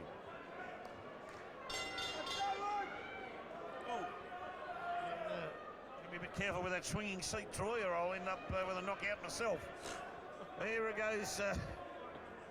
The start of this fourth round. I gave the third round just to Moloney. I thought his boxing skills were the one element in that round that gave him that round. Sam is fighting a staccato fight. Absolutely spot on, Stephen, and I find that he's jumping up to hit Moloney. Frustrating for Sam, but the shorter fighter always will have these difficulties as he flays at the body of Moloney. I must say, he does have very good hand speed, Sam, but there... Oh, Moloney again there with those jabs. There's no connectivity there from Sam. Just struggles to move out of the way when Moloney telegraphs those punches to Sam. A lot of those thudding punches are landing on the gloves of Luke Moloney, so not doing too much damage. And the reason for that, Troy, is those gloves are about where Sam would be hitting a smaller man in the head. He's hitting those gloves at Moloney. Well, he nearly has to get a step ladder to hit Luke Moloney in the chin, doesn't he? Oh, he nearly swayed off balance then. Oh, nice left hand there by Luke Moloney, sticking the jab. I mean, Moloney saw that coming a mile away. It was telegraphed. Telegram, Sam, is what took place then, Troy. He's received more jabs than a busy night at the blood bank has Andy Sam from Luke Moloney. Oh, a nice left hand then, rocked. That was a slap more than anything else. You heard the slapping nature of the glove. And, a little bit of a Fred Astaire two-step to finish off the round, Troy. And that's something you wouldn't see quite on Dancing with the Stars, but not far off. Always a good thing to see the Fred Astaire two-step at the end of a boxing bout. Yes. Okay. I think... just indicated non-stop action, Petioutis, Bob Rose Cup night. Next fight coming up straight after this, after we announce the decision. As we would expect with the Anzac Day tomorrow. Robbie Taylor, free agent here tonight. Great Melbourne captain Robbie Taylor, great supporter boxer Renee King, former professional boxer, and Collingwood Essendon and St Kilda great. The incredible Hulk got Rob McMahon, hence never mind Renee. Last talk with Len Thompson's great send-off. Seconds out, round 5. And yes, another round that, in my view, went to Moloney. Unofficially here ringside, but Moloney appeared to be the more crisper fighter. His jabs are landing, and Sam is having a lot of trouble reaching the scoring zone of Moloney. Oh, thumping punches there from Sam, and here he comes in. Oh, and he's bellowing at Moloney as he plays leather into the body, Troy. Providing sound effects for the ringside crowd there, Andy Sam.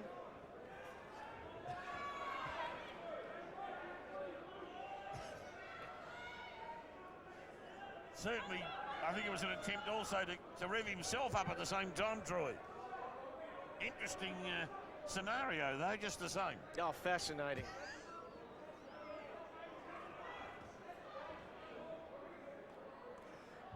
Slapping punches from Moloney, but he tried an uppercut and then gave Sam one to go on with. The Sam turned around the referee and said, "Ref, what was that all about?" Never take your eyes off the fighter and to talk to the ref, Troy. It was a look away left hand from cool hand Luke Moloney. And Sam having trouble with now mouthguard has come out. Andy slamming Sam now approaches his trainer. They're having a frustrating time of it, the Sam camp, Troy. And that his trainer's aggravated as well. Has been aggravated through most of the fight. Just keep on sticking that left hand out, that left paw, Luke Moloney, and he's doing it beautifully. And that's really all he's got to do now. That punch of Sam's, the right hand just landed on Moloney's gloves again for about the 50th time. He just cannot get through to the scoring zone, the sweet spot. But that's a sign of a proficient boxer. And Luke Moloney, some nice combinations there. Luke Moloney now starting to really open up there with some of those right crosses. Yeah, he's pacing himself beautifully here. There's Luke Moloney, cool hand Luke. He's patient, isn't he, Luke? Very patient man. Round 5. We're going to be involved with Petioutis Tuesday night, Channel 31 Boxing Show. $75 for a program, 13 weeks. Maximum exposure, 100,000 viewers every Tuesday night. See Peter Royal, Stephen J. Peck at ringside. 13 weeks, $75 per week. Big billboard in the background, right through the show. Half hour of pro boxing action.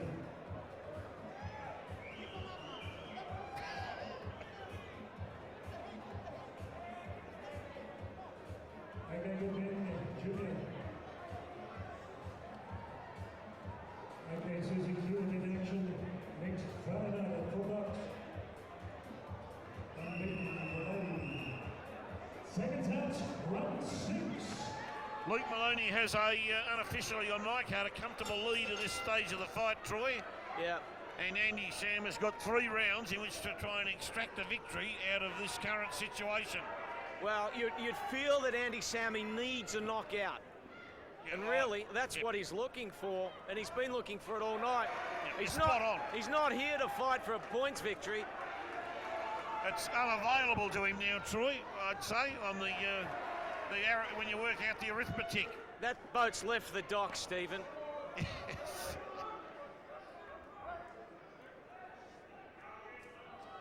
Andy Sam has got to try and find a way of getting in.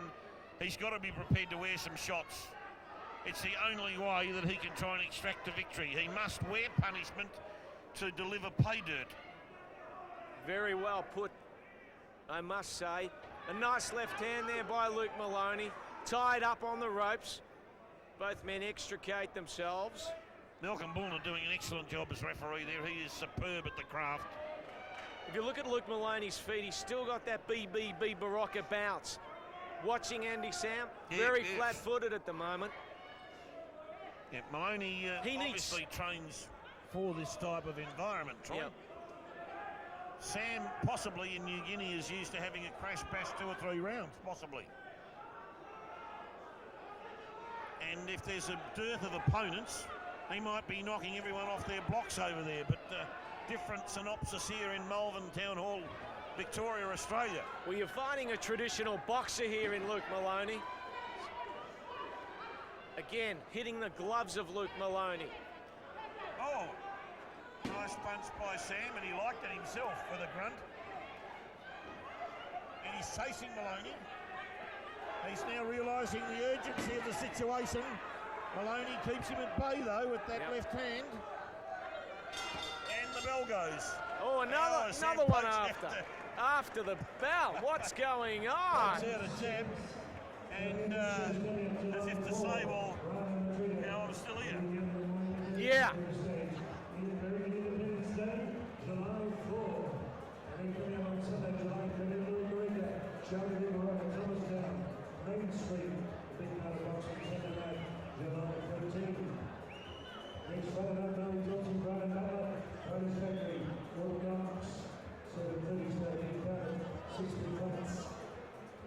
That's what we've done tonight.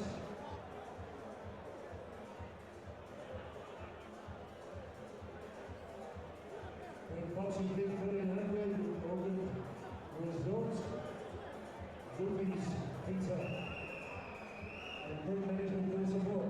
Seconds out, round 7. Round 7, well, Moloney continues to rack up the points. And Sam, he needs a knockout to win. I don't think it's any clearer. You can't put it any clearer than that. No, it's as clear as the nose on your face, Stephen J. Peake. Sam needs to find the slobber knocker, lights out punch. But just at the moment, Luke Moloney not letting him in anywhere near that. Well, I don't think we've ever seen Luke Moloney in trouble in his fights.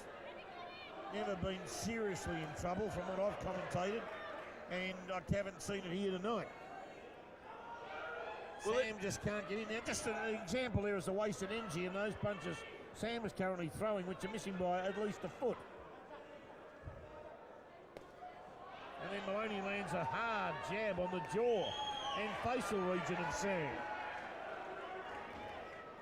And the over-the-top right hand. As Sam pursues him.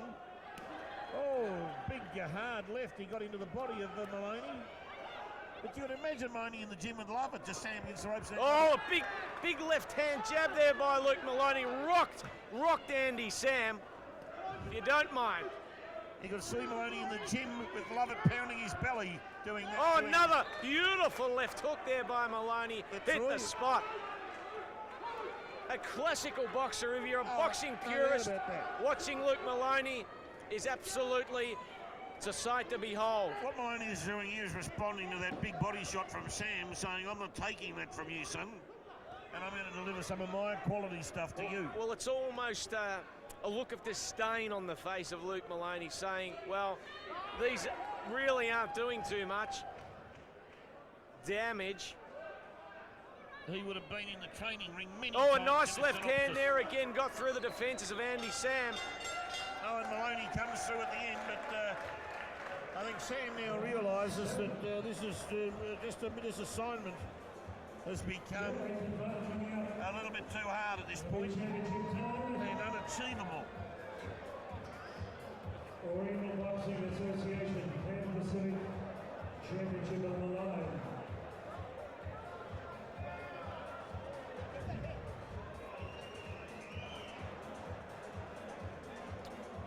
Looking forward to the final round, Stephen.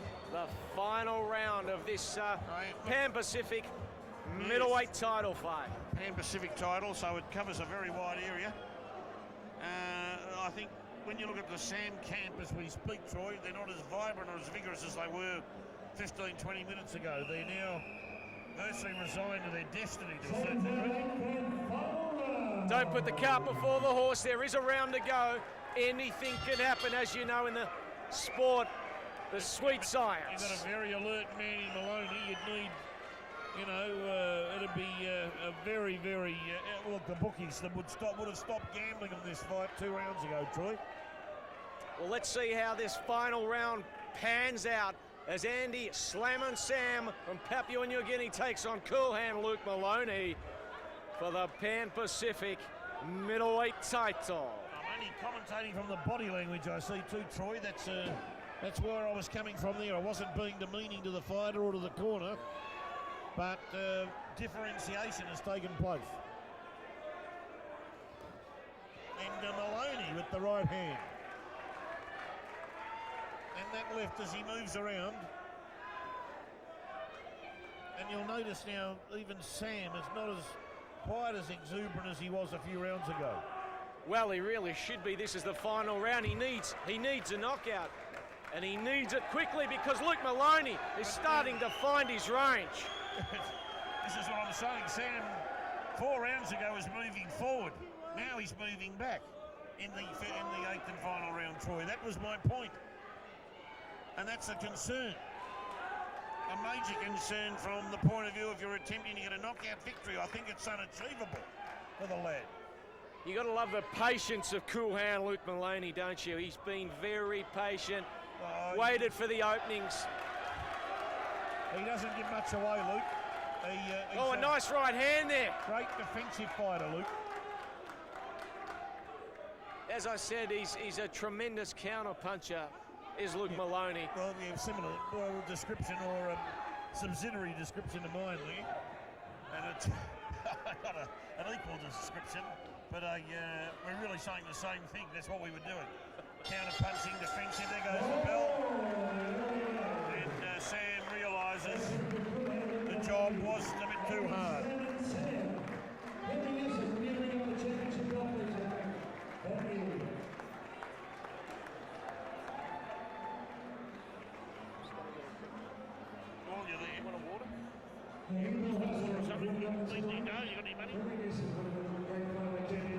Manny does so much for underprivileged people in Victoria.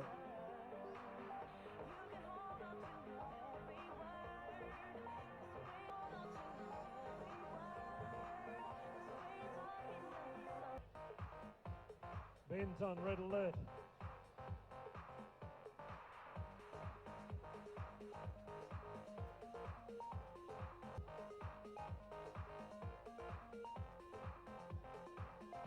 Former West Adelaide to Port Adelaide. Thank you, Noel.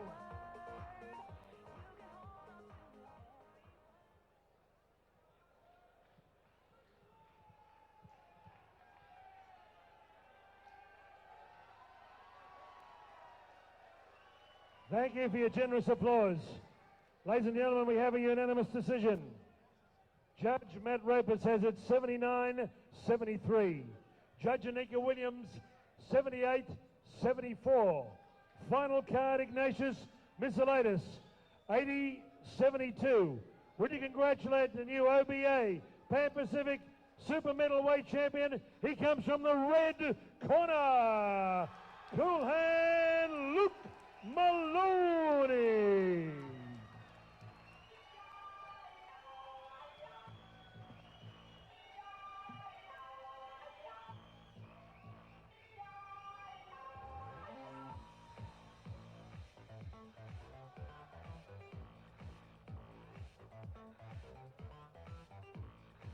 Yeah.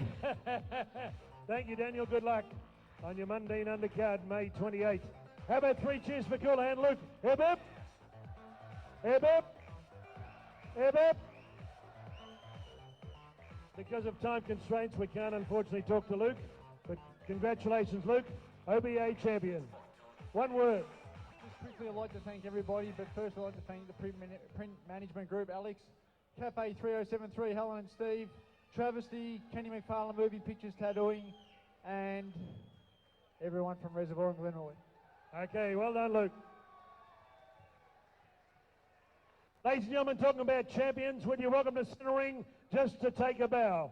Great to have him in the audience tonight. He won 7 championships, World, Commonwealth and Australian. The former IBF Super Featherweight Champion of the world. We congratulate he and his lovely wife, Sharon, on the birth of their 4th child, Dempsey. What a great name after Jack Dempsey. The Master Blaster, Lester Ellis. Lester Ellis. Keep punching, Lester. Good luck.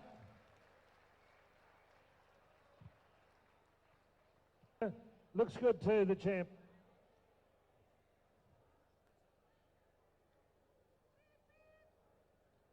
Okay, Ben Jr. and Sammy Jr. The next fight coming up straight away. No pause. Bit of music, Emmett. We'll be back with bout 5.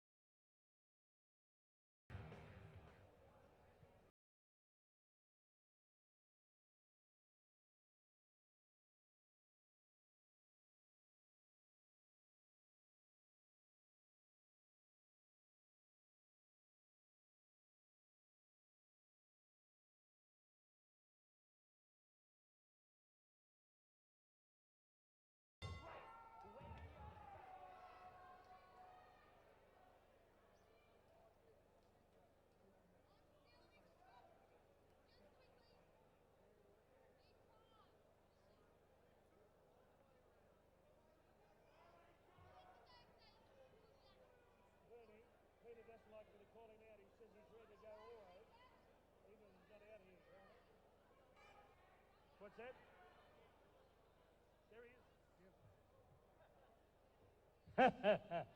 There he is. There he is, 6 rounds of international super lightweight boxing. Introducing in the blue corner on my left was Sean Connell, joining Dito Bahol, the legendary mentor of many of our great fighters from the Philippines. Ladies and gentlemen, this young man fought a great battle on the Brian Armatruda Barry Michaels show at the Docklands. He drew with Heath Ellis in a great match. Then he went to Sydney last weekend, and to use a Jeff Fennick cliche, we was robbed against former world champion Gary Sinclair. 21 fights, 9 wins, 2 draws. Ladies and gentlemen, at 63.20 kilograms. Gold trunks with a touch of black. Would you welcome back to Melbourne Town, the neutralizer, Jun Paderna. And across the ring in the red corner, now living in Mount Evelyn in Victoria's mountain region via the Royal Australian Navy. Sizzling comeback, last Peter Manny out of show here in December. 18 fights, 14 wins, 1 draw, 12 inside the distance. With his coach and godfather, Brian Levere in the corner.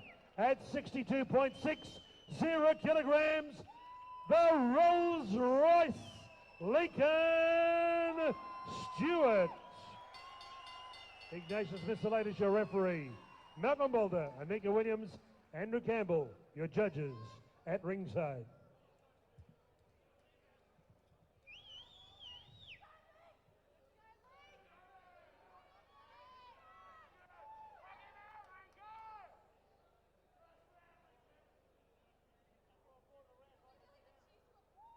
Six rounds of boxing.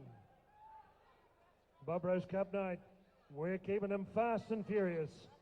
Round 1. Employed by the government, Royal Australian Navy, the Rolls-Royce of boxing. Lincoln Stewart, a 14-3 record. He's been up against Renato Cornet, who fought for an IBF world title a long, long time ago. He's had 5 years off, Lincoln Stewart. This is a big ask to be coming back second fight up against a fight of June Paderna, but I think Lincoln Stewart can do it. From the Philippines, Paderna, I understand. The neutraliser. Yes. Former PABA champion, also former Filipino champion. Recently fought Gary Sinclair and lost a very disputed decision. Okay, well, that's a big effort to fight Gary Sinclair, who is world class. I think as Stewart stumbles, he got a sort of a punch to the back of the neck that made him nearly stumble. Paderna comes in underneath there, working on the body of Stewart. Stewart has got advertising also embossed in ink on his back. Paderna came with a tombola right, tried to put Lincoln's head through the canvas, didn't work. Stocky boy, Bowhole stable he's from. June Paderna, world class, no doubt. He's had a world class ranking. As I said, big ask for Lincoln to be fighting him second up from a 5-year break. It's a great effort because this Filipino boy, he's made out of solid tungsten steel. Paderna likes it in close. Stewart has to use his reach advantage. I think, oh, nice punch from Stewart. Stewart needs to move more. There's no need for him to mix it in close with a stocky boy like that. And good call, Stephen. Blood coming from the nose of Lincoln Stewart early on in this 6th rounder. Peter. Also, Ronnie Nathalowicz, Viva Sports in Manila.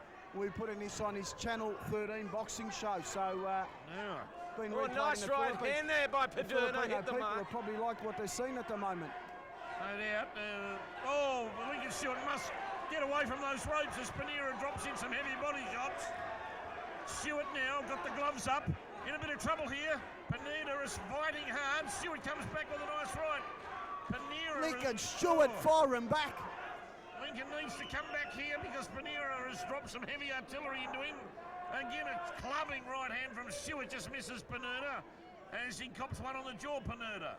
And a couple more just for his corner. He's a bit sloppy there, Paderna, with that left hand.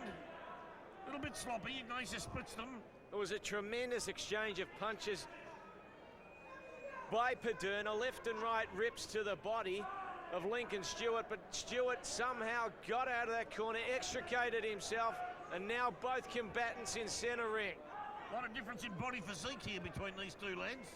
You've got the rangy Lincoln Stewart against the pocket rocket Paderna, otherwise known as the neutraliser. Well, yes. He's a tough customer, this boy, from the Philippines, and Dino Bowhole is quick to get into the ring there to attend to his man. A busy first round. I'd have to score that to Paderna. Well, you'd have to, really, because all the heavy work was delivered by Paderna without any stretch of the imagination whatsoever. Had Lincoln in trouble a little bit there during that bout.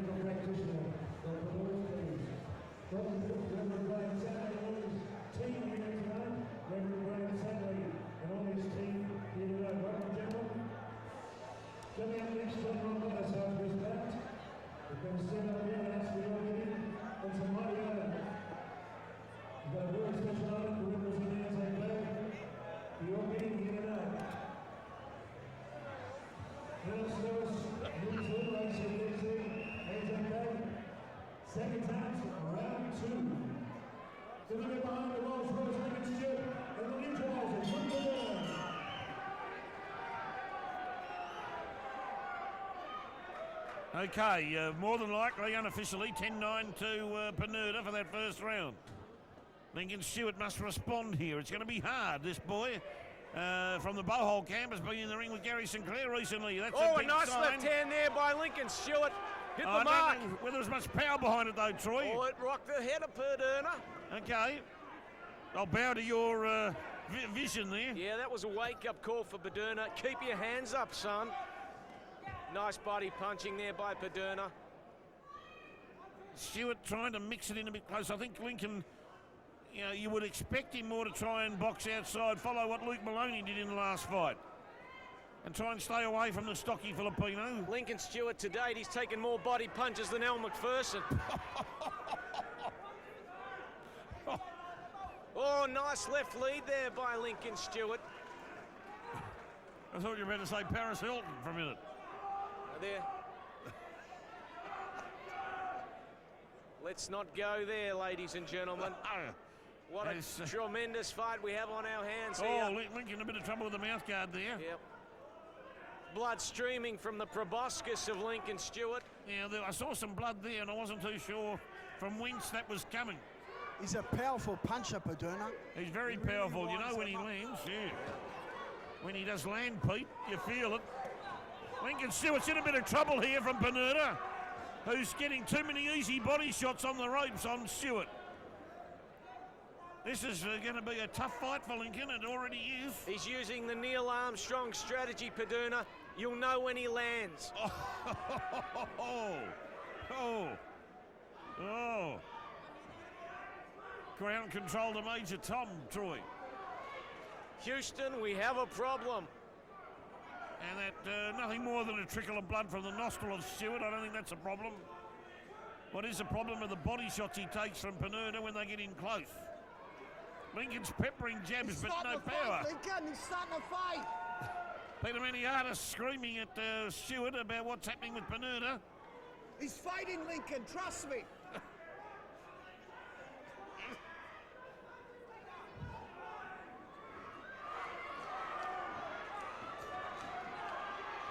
Paderna doing a lot of work in these first 2 rounds. Yeah, having some trunk trouble there. Suffering from elephantitis.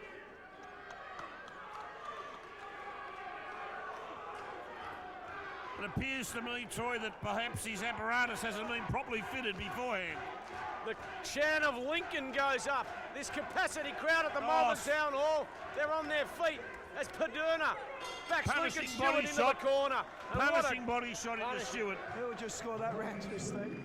He's taking it well, but you just have to give it to Paderna, Peter, because he's probably delivered 20, 30 unresponded to body shots in that round by Lincoln Stewart. And that is the concern for me, is that Lincoln, okay, he's physically able to take it, but he's giving away points at this point of the fight.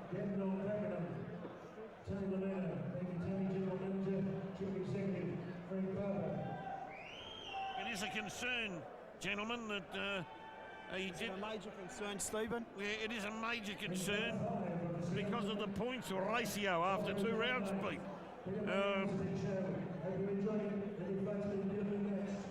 Oh, no doubt about that. Yeah, take your hat off to Peter, well done. Peter's done a tremendous job with the Bob matchmaking, Rose Cup. Stephen. Yep, again for about, is that now 5 years, Pete? Yeah, this is the 5th. Started in 2003, 5 years. 5 years of the Bob Rose Cup. So here we go. We've reached our half decade.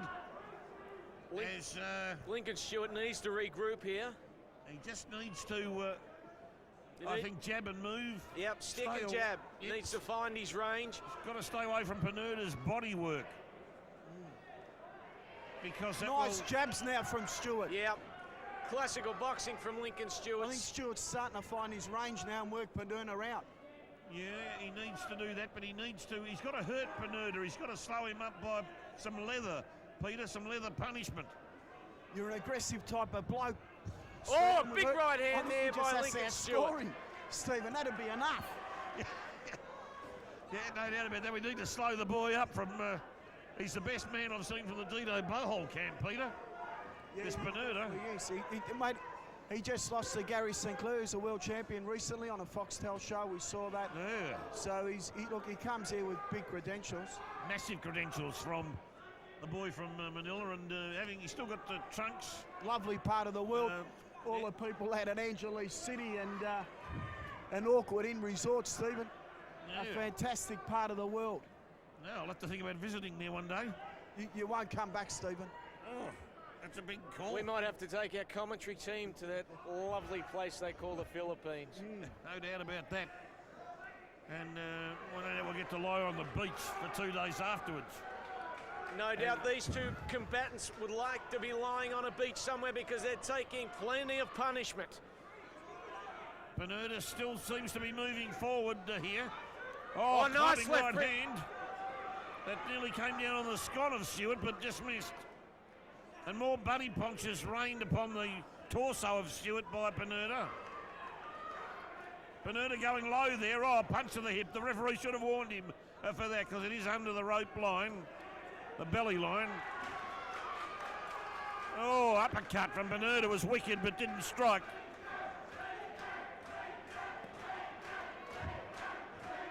Crowd trying to get Stewart up over the line at the moment. Would be behind on points though.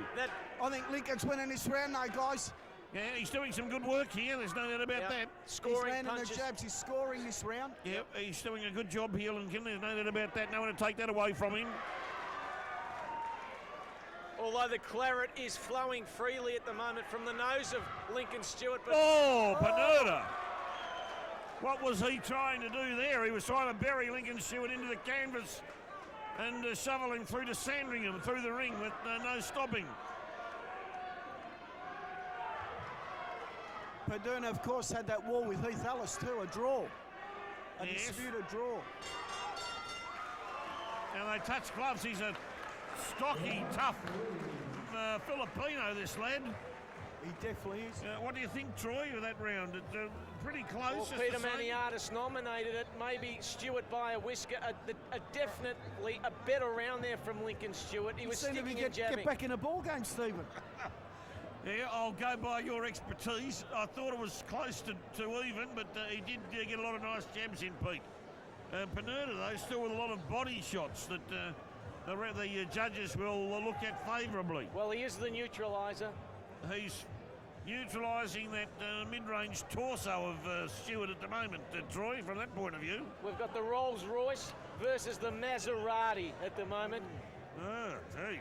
Well, that's an interesting equation. Well, the Maserati, the turbocharged boxing style of Paderna versus the sleek vehicular equation. Yes.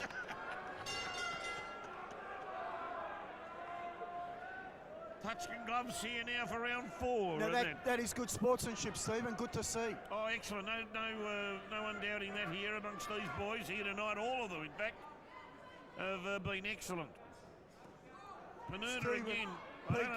Not only a successful commentator, but a successful lawyer and radio commentator as well. Thank you very much, Pete. And there will certainly be later on tonight, this evening, giving a big mention of the show on SEN 11:16 at midnight till 2 a.m. on SEN 11:16, Peter. As Paderna comes in hard on Stewart. The blood. Stewart bleeding, getting hammered here. Tries to fight his way out and gets out. He's still bouncing, Lincoln. He hasn't lost his spring. He's bleeding profusely, though, from the nostrils. Both nostrils now. That trickle's become a waterfall, Stephen. That could cause a problem. I've seen fights stopped in the past by too much blood being expelled from the nostril region. Well, it can affect the vision also. A lot of claret. Yeah, and also bowholders being covered in that blood as well. Who? Sorry. Paderna. Paderna, I'm doing, sorry. Oh, another crushing right hand there by Paderna. He's really turning it on for this capacity crowd at Malvern Town Hall, Victoria, Australia.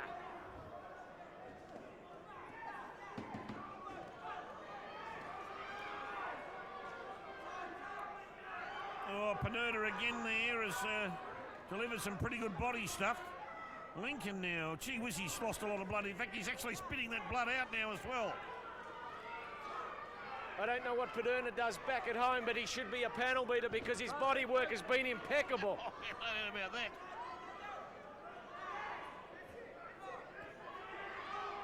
He's not worried about the blood, though, at all, Paderna. You begin to wonder, Peter Lewis, I reckon he'll step into the ring, into this round, and have a look at Lincoln Stewart's face.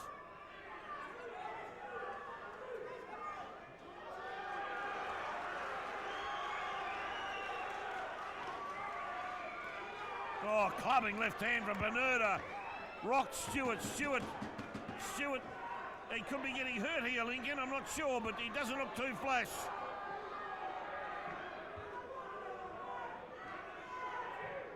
This has been a big assignment here for Lincoln. Manny Vlamis screaming advice in it.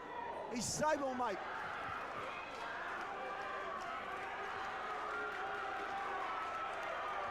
Paderna put his head down and took some punches on the scone, but they had no effect on him. No doubt Paderna has slowed up somewhat this round, but he's still delivered most of the punishment. What a great round of boxing. Boxing at its best, ladies and gentlemen. They've got spit, blood and water everywhere here now. So negligence in the corner towards the commentators. Well, you know, this bodily fluids flowing at ringside. Dr. Peter Lewis is having a look at Lincoln He's Stewart. got the gloves on, and he's having a good look at Lincoln Stewart now. He looked at Ignatius Missalades as if to say, well, I'm not going to stop it yet. Not going to stop it yet. But if he lost a more substantial blood supply in the next round or during the round, if the vessels were split or torn, maybe ruptured. Or ruptured. Yeah. Yep. And the flow became more severe, then you could quite easily find Peter Lewis jumping in now. I don't know what they've been able to do to stem that because there's still blood trickling down. Lincoln Stewart, the Rolls Royce versus Jun Paderna, the neutralizer. Paderna of the Philippines has so far had most of the answers here tonight. Yep, Paderna, yellow trunks. 3 rounds Lincoln minimum Stewart, on black card. trunks. Stewart finally sends Paderna back. Lincoln Stewart seems to get a bit of the elasticity back in his legs and his hands and looking a lot more confident this round. He is. Maybe he senses that Paderna has used up all his petrol tickets, Peter. Good point, Stephen. Good point. Sometimes boxers can sense their opponent just ever so slightly wilting, Pete. Maybe, maybe Stewart senses that now. We'll soon know. Paderna is not as attacking as fiercely as he has been in the first 3 rounds. We noticed a bit of slowing up earlier on at the later part of the last round. Stewart's trying to exert some authority here, trying to work his way back into the contest. Paderna, though, equal to the task here, though. His uppercut work's been pretty good, Paderna. He's rocked Lincoln's dentures on several occasions. Yeah, he's a flurry fighter. Yes. Paderna. His body work's been impeccable tonight. The man who resides in the Philippines, absolutely impeccable. No doubt about that. Troy is spot on with those comments. And the blood, it's gushing, absolutely gushing from Lincoln Stewart's nose. The intestinal fortitude of Lincoln Stewart is for all to see. Tremendous work. Some nice combinations there by Stewart. Hit the mark. That was his best punch of the night, that head punch from Stewart that caught the Paderna on the around about the temple region.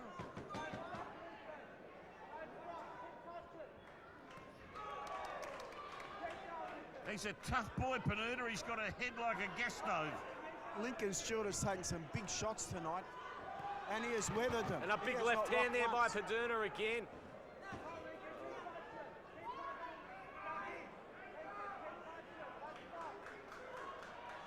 Stewart now wondering what his next tactical situation is going to be with this boy from the Philippines. He's got to work out a way of getting in there and delivering some punching power on this boy. He's got to slow him up. He's got to slow the boy up so he can start to pound. I've got Lincoln winning this round, Stephen. And if he does win it on my unofficial scorecards, I've got the fight even going into the last round. Unofficially, of course. Oh, here's the bell. No, I don't know, Pete. I reckon that there was still a lot of body shots there from Paderna. That Lincoln got the quality headshots in, and Paderna got the quality body shots in. So, probably from my point of view, an even round, Troy. Yeah, I don't like scoring even rounds, Steve.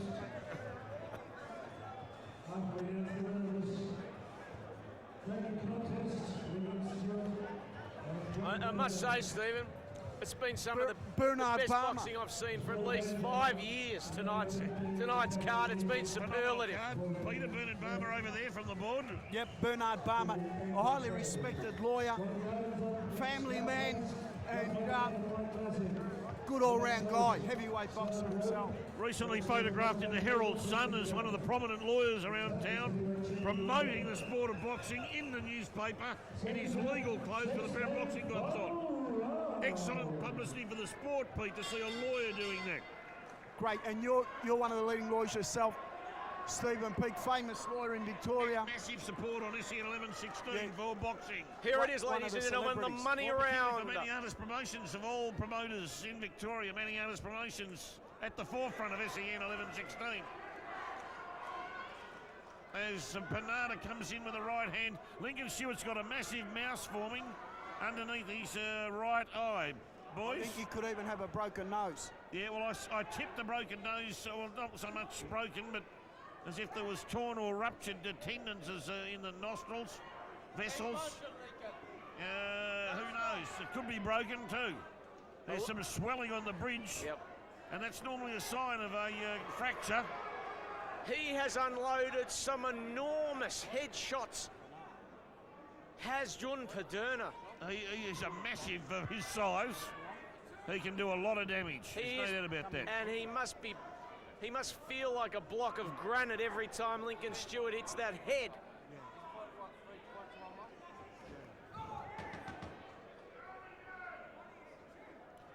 $49.47 on my card to Paderna at the commencement of this sixth and final round. So Lincoln needs possibly a knockout or a TKO. Nice right hand there to the chin of John Paderna. Possibly the way the scoring's gone tonight, who knows? It might be a bit closer than that. The Shan of Lincoln goes up. He has to finish hard, Lincoln. He's got no choice. He must finish hard. Urging the hometown boy on. Keep punching, Lincoln.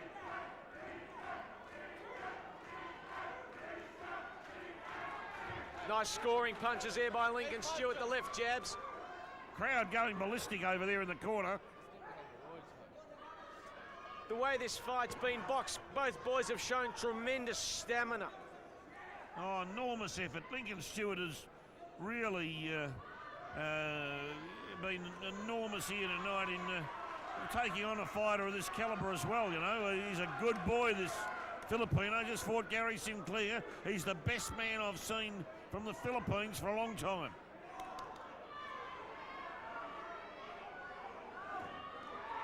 Slapping punch by Paderna. He seems to be finishing slightly the stronger, Troy. Oh, Paderna, that left hook has been lethal tonight for Paderna, as well as his body punching. He has just boxed an exquisite. Lincoln Stewart's going to have ice packs on his face for 3 or 4 hours after this fight. It's been an absolute war, this fight. Another big right hand there by Paderna, hit the mark. Lincoln Stewart. Lincoln Stewart a bit wobbly there. Oh, there what goes a the fight! bell. What a What fight. a fight! Massive fight.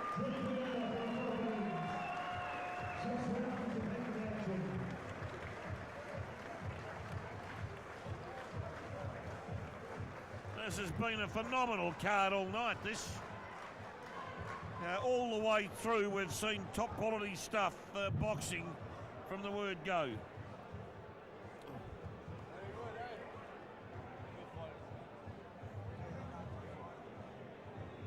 Last job tonight, John. Because of time, we've got to be out here.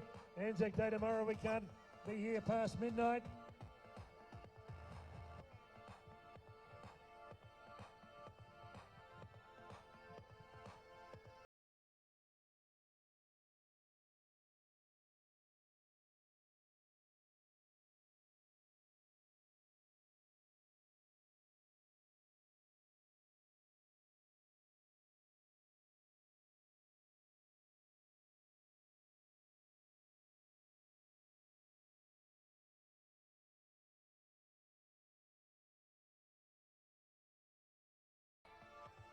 Terry Turner, good evening to you, Terry.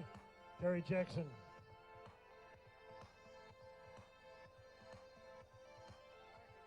Just waiting for the numbers to be added up. We'll have a decision. Then we'll have our auction. Then we come to our two main events.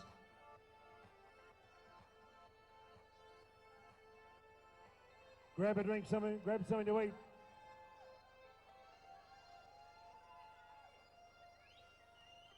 Petioutis is going to thank you, Pete. Thank you, everybody.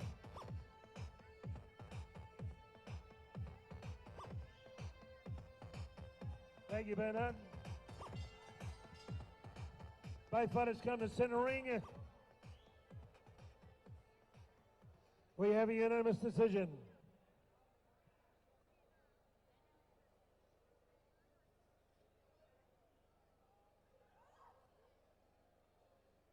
Ladies and gentlemen, our three judges all had similar scorecards.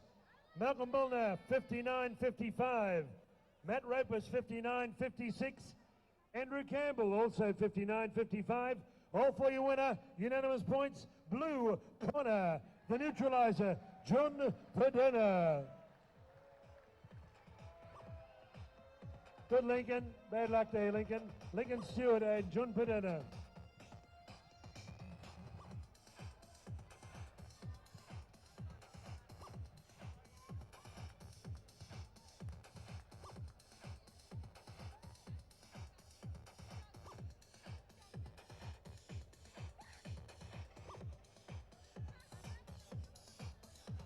Peter, just, I know we're running for time.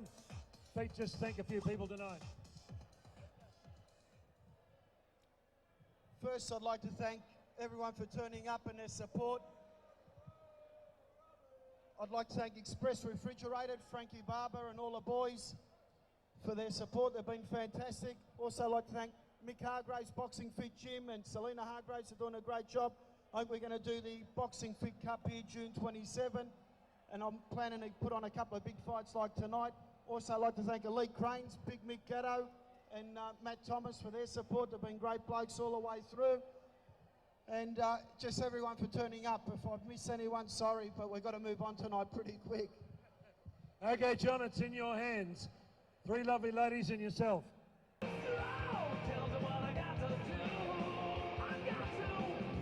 he is, Stephen JP.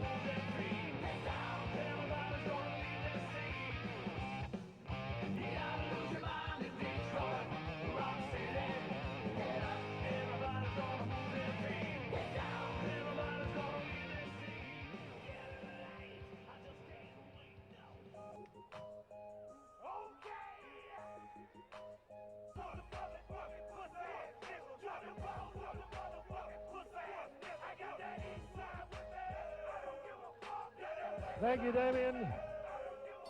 Here we go. Petioutis, Bob Rose Cup semi-main event. 6 rounds of international light heavyweight boxing. Introducing in the blue corner, originally from Islamabad, Pakistan. He's a cricket fanatic. His favourite cricketer, the great left-arm all-rounder, Wasim Akram. Now living in Christchurch, New Zealand. In amateur boxing, he was a triple Pakistan amateur champion. 70 bouts, 70 wins. In professional boxing, 4 bouts, 1 draw, 3 losses. He's fought in Sydney and Auckland, New Zealand. Ladies and gentlemen, he fought on the Mundine Hamden card and created a big impression in Australia. At 77.30 kilograms, would you welcome Charisma Kashif Mumtaz. And across the ring in the red corner, won the hot shots on Petioutis' big shows at Melbourne.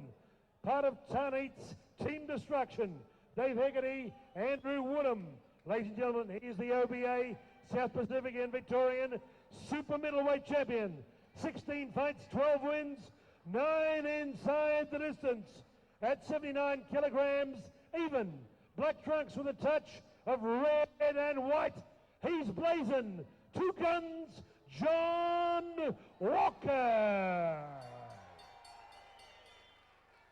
Referee Malcolm Milner. Judges Ignatius Miscelatus, Anika Williams, and Andrew Campbell. Malcolm Milner can give referees instructions. Welcome to centering, gentlemen. Good, clean fight. Obey my instructions at all times. Shake hands now. Go back to your corners and come out fighting at the bell. Good luck to both the fighters.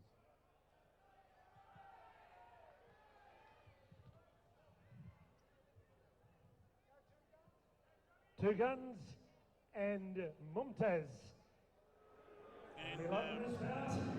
And Semi-main event here. Johnny Walker, seen him many times here. We're very pleased with his progress. And of course, Kashif Mumtaz, we don't know a great deal about. Mr. Kashif Charisma. Mumtaz, Mr. Charisma against Two Guns Johnny Walker, Stephen J. Yeah, very impressed here to see what happens here because Mumtaz. Walker. Oh, showboating already. Mumtaz got the tongue out. Yeah. And letting Walker know that he reckons he's the man already, and we haven't even gone 5 seconds. Mumtaz, formerly of Islamabad, Pakistan, now residing in Christchurch, New Zealand. Johnny Walker, one of Victoria's most popular boxers, and he'll be looking to do more damage than a Sydney hailstorm tonight to Kashif Mumtaz. And Mumtaz has been a little bit arrogant so far with his approach to this fight. Yeah, well, Johnny Walker, he's not the type of guy that arrogance sits comfortably with. No, not at all. And Mumtaz obviously seems to have a bit of skill, but let's see what happens here. Johnny knows what he's got to do. John Walker, he's a proficient, hard-punching fighter once he gets going. Stephen, 16 bouts for John Walker and 12 wins to date. An impressive build-up of that record. Could see win number 13 come tonight. And that's what he's got a big crowd here following him. Would like to see that. Mumtaz, of course, is from Pakistan via New Zealand. Yes, he's in the Sweden boxing shoes. And that Johnny Walker in the black the New Zealand Everlast team here with him, I think, at the ringside in his corner, Mumtaz.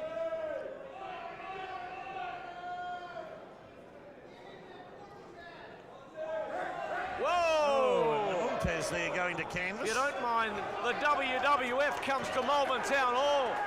He didn't take a point off, though. I think he gave him a warning, Troy. It was a semi-body slam there by John Walker. I think he was just letting Mumtaz know that, you know, let's get down to some serious boxing, no showboating. Mumtaz, was he talking to him there? I'm not too sure, but... Mumtaz weighing in at 77.3 kgs, Johnny Walker 79. It's going to be a colourful fight there, Troy, if these boys get aggravated with each other. Mumtaz again nodding at Walker as if to say, come and hit me sort of thing. I must admit, I'm not overly impressed with that level of showboating, Troy, at this stage of proceedings. Nice punch by Mumtaz, though. Johnny Walker looking to unload that Tabasco right hand. Yeah, it's a good right hand there from Mumtaz.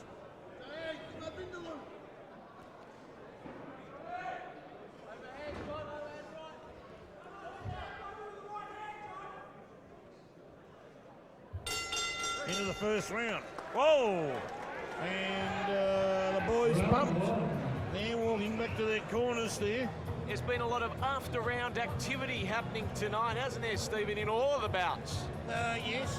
This would probably be the bout where I'd say that, you know, at the moment the sportsmanship angle might be just suffering a fraction, I'd say.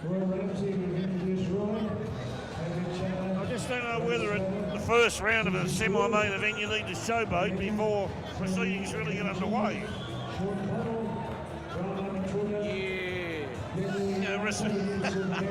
I think a certain level of respect should be shown to your opponent. And, you know, unless something happens in the fight where things get more willing, there's no reason or rhyme or reason for, you know, showboatery. Well, I think... yeah, I tend to disagree with that. The showboating from Mumtaz could throw Walker off. It could agitate Walker, could throw him off his rhythm. Yeah, and then again, it could enrage him. So that's the two sides of the seesaw right there. Yes, yeah, I accept your point that what could happen. Sticking his tongue out and having eyeballs like Marty Feldman won't win you a boxing round, but nice left-right hand combination there by Mumtaz. Johnny needs to move into the fight a bit more now in this second round. If you notice, Mumtaz, he doesn't have his hands up. A nice left hand there, but Mumtaz paid a price. Oh, Mumtaz! Sticking the mouth guard out. Oh. And as he did, Now that's what can get you into a lot of trouble in a boxing fight, Mumtaz. Sticking the mouth guard out and nearly dropped it, and then when he was putting it back in, he copped one on the chin from John Walker. Silly stuff.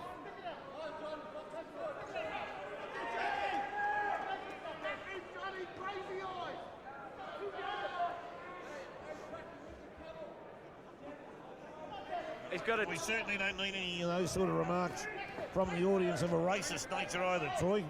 Mumtaz sticking the tongue out a la Michael Jordan.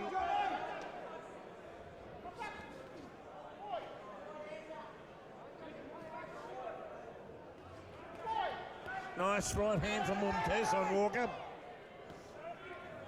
Just glanced the head. He's been, nice left hand to the esophagus of Mumtaz. Oh, Mumtaz telling the crowd to put a sock in it. Mumtaz again. Oh, now he's flexing the shoulders. What's going on here? And the tongue comes out. It's an Academy Award performance by Mumtaz today. Mumtaz won't win any friends in this audience if he showboats to that degree with a local hero in John Walker. It's unwarranted at this time of the fight.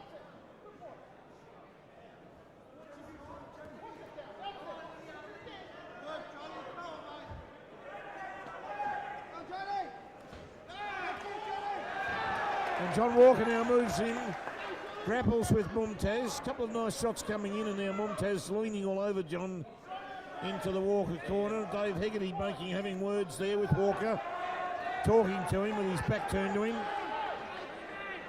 You just feel that Johnny Walker's looking to land that right hand on the Mumtaz runway.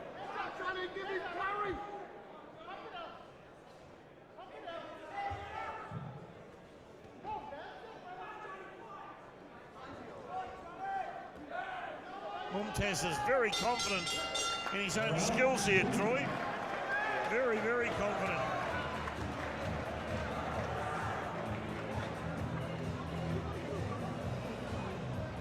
Obviously a highly skilled man.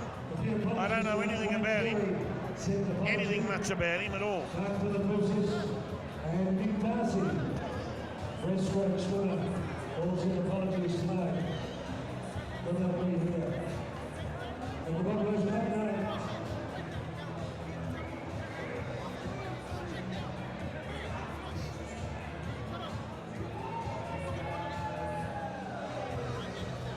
Johnny Walker in these next 4 rounds, he does need to up his tempo. He needs to get more scoring punches in. He's got to use his strength. He's got a lot of strength in the upper body. He needs to drive his punches in harder to slow up Mumtaz's ring craft and ring movement. Mumtaz has been getting too much latitude moving around the ring.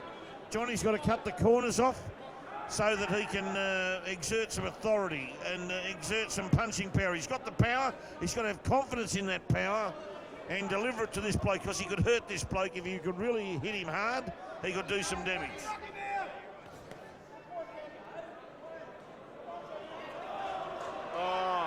Now he's swiveling the hips. Now he's channeling the spirit of Elvis Presley, Mumtaz. What's going on? Doing the Watusi there for a moment. Throw some leather for crying out loud. I know he's frustrating the crowd, Mumtaz, with a lot of the showboating stuff, but you've got to, the only way you can put an end to that is to hurt the man with punching power. Let him know that there's a fight on here and it's a red hot go. Anyway, Johnny's going to take the sting out of this fellow is to land some leather.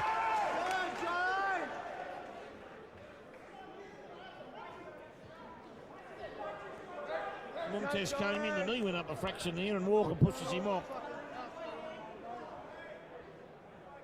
Yep.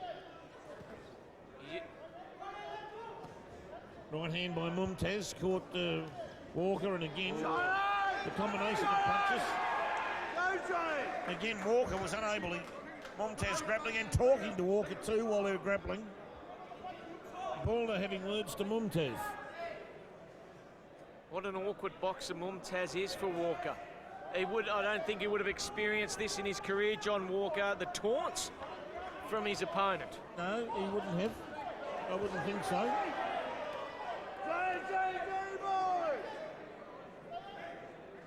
A lot of punches thrown for no result there. Yep. Both boxers expending energy. Yes. And 6 rounds, so again, Mumtaz moving around. Walker's trying to control it from the middle of the ring, but Mumtaz is a very clever fighter. Nice right right hand from Walker, Yep. caught Mumtaz, but it didn't hurt him though. Johnny may need to come in and mix it with Mumtaz. He might have to throw more leather in close, Troy. That's where he does his best work, in close. Johnny Walker. Got to get in close. Yep. One of Victoria's most popular boxers. Fighting the semi-main event tonight. Bob Rose Cup night at the Malvern Town Hall, Victoria, Australia.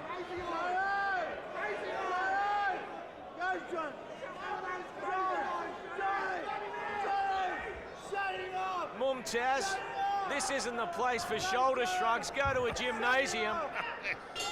Well, this is the thing, is that the Mumtaz is getting away with it, Troy. Yes.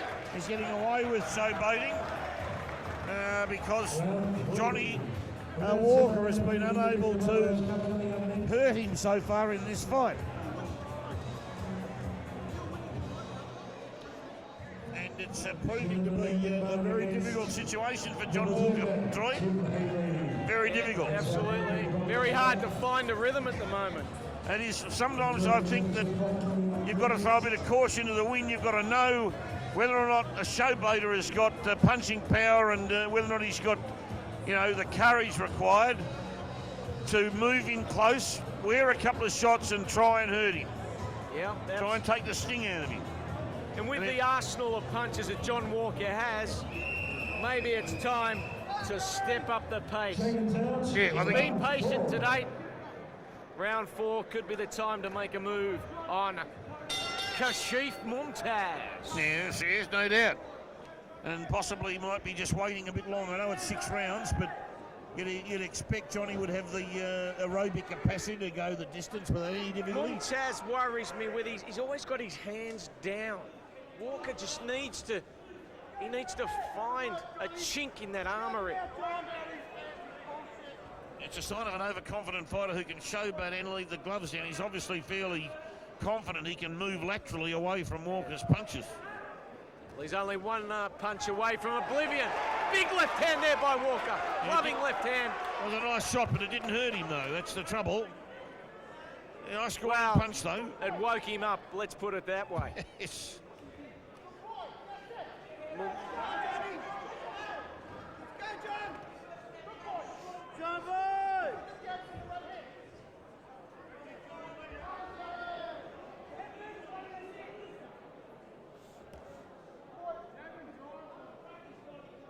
Fourth round of a 6-round fight here.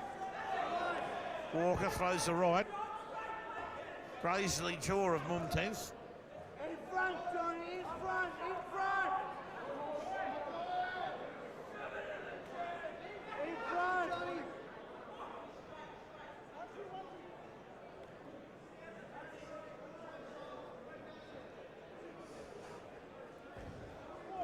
Nice right hand from Mumtaz. 3 right hands unanswered. And 4 unanswered from Mumtaz. And an uppercut.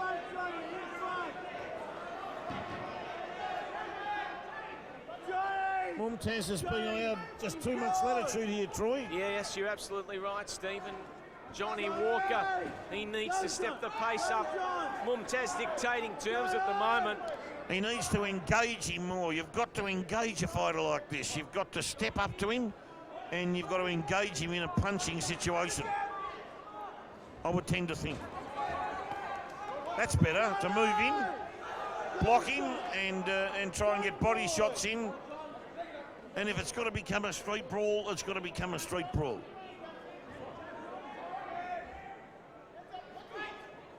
Johnny Walker, Johnny is Johnny Walker.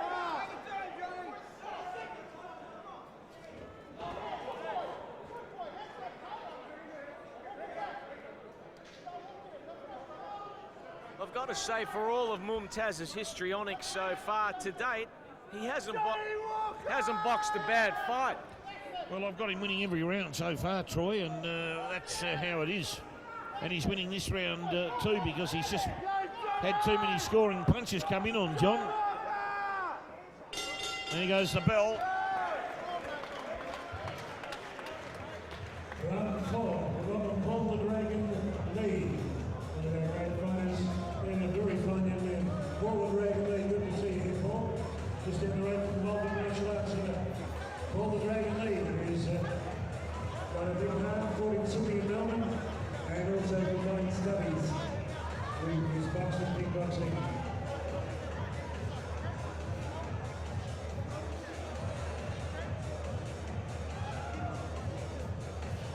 Round 5 coming up, Troy. Well, look, there's not a great deal we can say here because so far Mumtaz, he's just been too clever for Johnny Walker so far. He's out-thought John. He's out-punched him. He's been able to... look, as much as we dislike Mumtaz's showboating, his ring craft and ring movement have just been fairly well matched 100% at this point. Now, just looking at the corner of Johnny Walker, Dave Hegarty very animated. Yes, and he would have been angry, I'd say, with John. Animated and angry.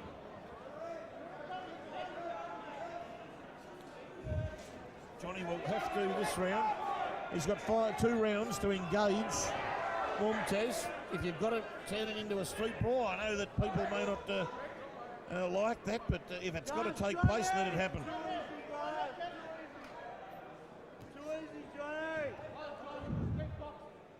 You'd feel that Walker really has to take a chance in this round, Steve. Well, you're spot on, Troy. He must take some risks now. He's really got little to lose because Mumtaz so far, although he's a lot of scoring punches in, he hasn't really hurt John with anything.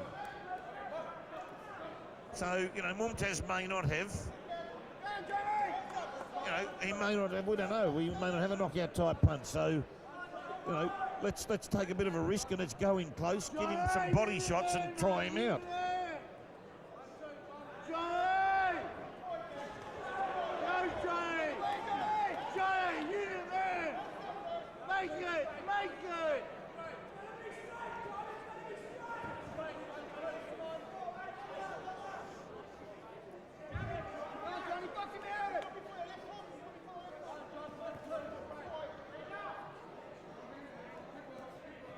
Johnny trying to work to the body again on Mumtaz, but not much happening there. Malcolm Paderna splits them again. Mumtaz again. Showboating to Walker.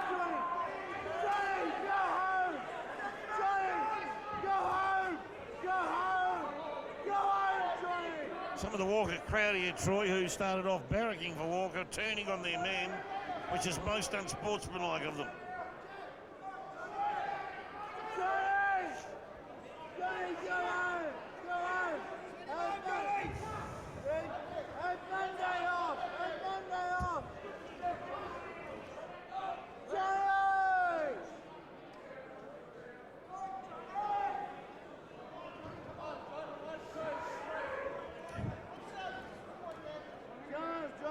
Very difficult fight for John Walker at this point in round 5. Trying to move in close, but he gets tied up by Mumtaz, who's got a wider reach. He tagged Mumtaz with a nice right hand there, Walker.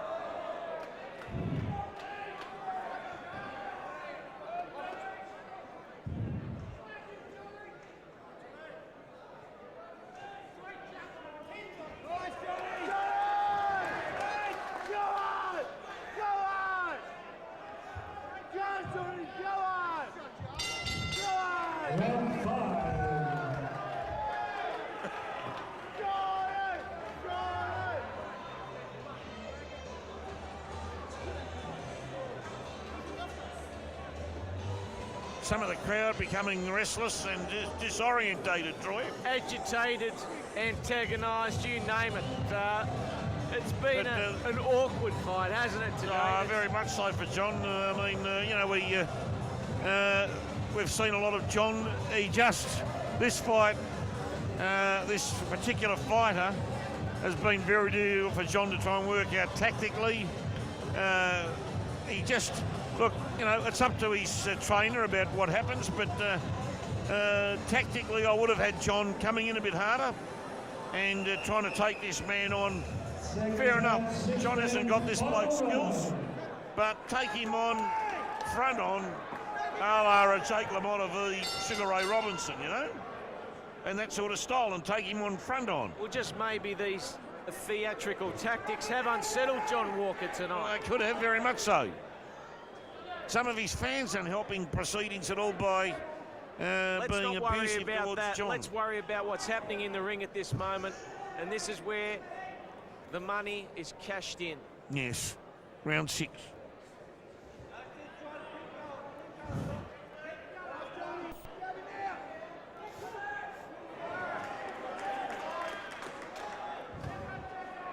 One thing we know from a fight like this gives John Walker an enormous amount of experience, though, in fighting someone as slippery as Mumtaz. Yeah, absolutely. Mumtaz has had 70 amateur fights for 70 wins, which is first professional. He fought on the Mundine undercard. It's good form. No, Very it's good form coming in. Obviously, tonight. let's put it this way: he's got under everyone's guard. This bloke got a lot of talent, a lot of ability. Obviously, very confident in himself. There's no doubt about that. But would like to get a pro win on the board, Mumtaz. Yep, he's certainly doing the job here tonight. There's no chance of him running out of steam. He's bouncing like a Barocca. Very fit man and very highly skilled man, no doubt about that. Nice left hands there by Walker. Nice left hand to the chin of Mumtaz. First time that Mumtaz has been slightly rocked all night.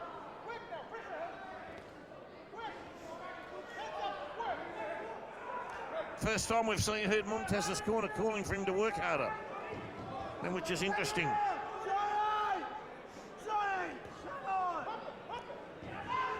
Left hand from Mumtaz, just caught the glove of Walker.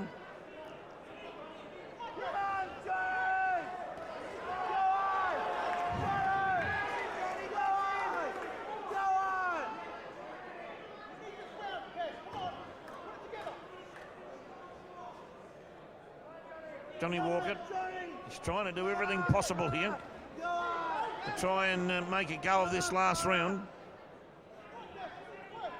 Finding it difficult to cut the corners off on Mumtaz too. That's the other reason, probably why he's not rushing in to try and deliver some body shots, Troy. Nice right hand there by Mumtaz.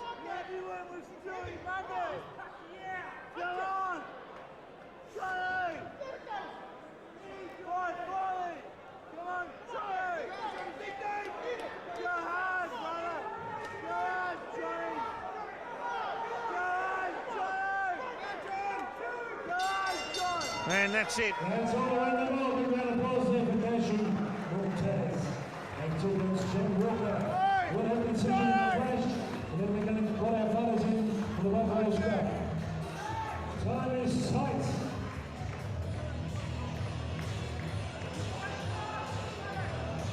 Now, Mumtaz, one thing he'll say is graciously bowing to the crowd, and that's something that you'd say he's done right in terms of his approach to the fight on tonight's occasion. But look, when it's all said and done, John Walker was just outclassed by a guy who obviously has a substantial amount of talent coming out of Pakistan and New Zealand, and we'll wait for Howard Lee to obtain the official decision. Okay, coming up for our decision. Then in 60 seconds, we're back with our main event, the Bob Rose Cup.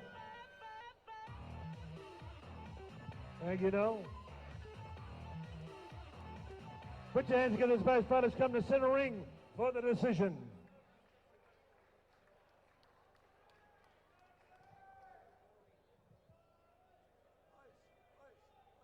Thank you, Damien.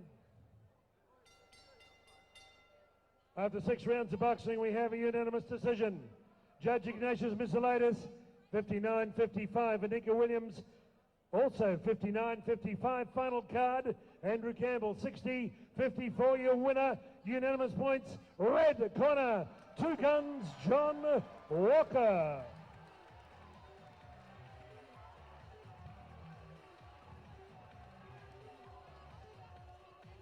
Let's have for Kashif, Mumtaz. John, we're going to rush. Congratulations. Just a word as we bring up the main event fighters. Congratulations, John. Yeah, thanks, Howard. It was a classy fighter, you know. He knew how to use the ring. Look, he's still going now, you know. Good on him, you know. Good fight. I just want to thank all my supporters. Come to all my fights. Thank you, Heads, and thank everyone else that comes out and supports the boxing. I want to thank my corner, Steve, Dave, Woody, and Chrissy Myers, and all the boys at the gym that helped me out in all the sparring. I want to thank you all. Thank you. Johnny Walker. Well done, John.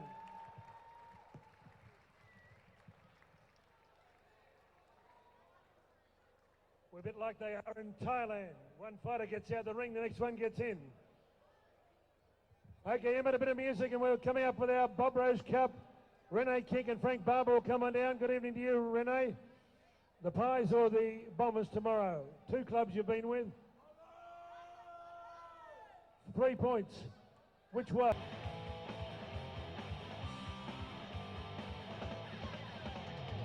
Thursday, April 24.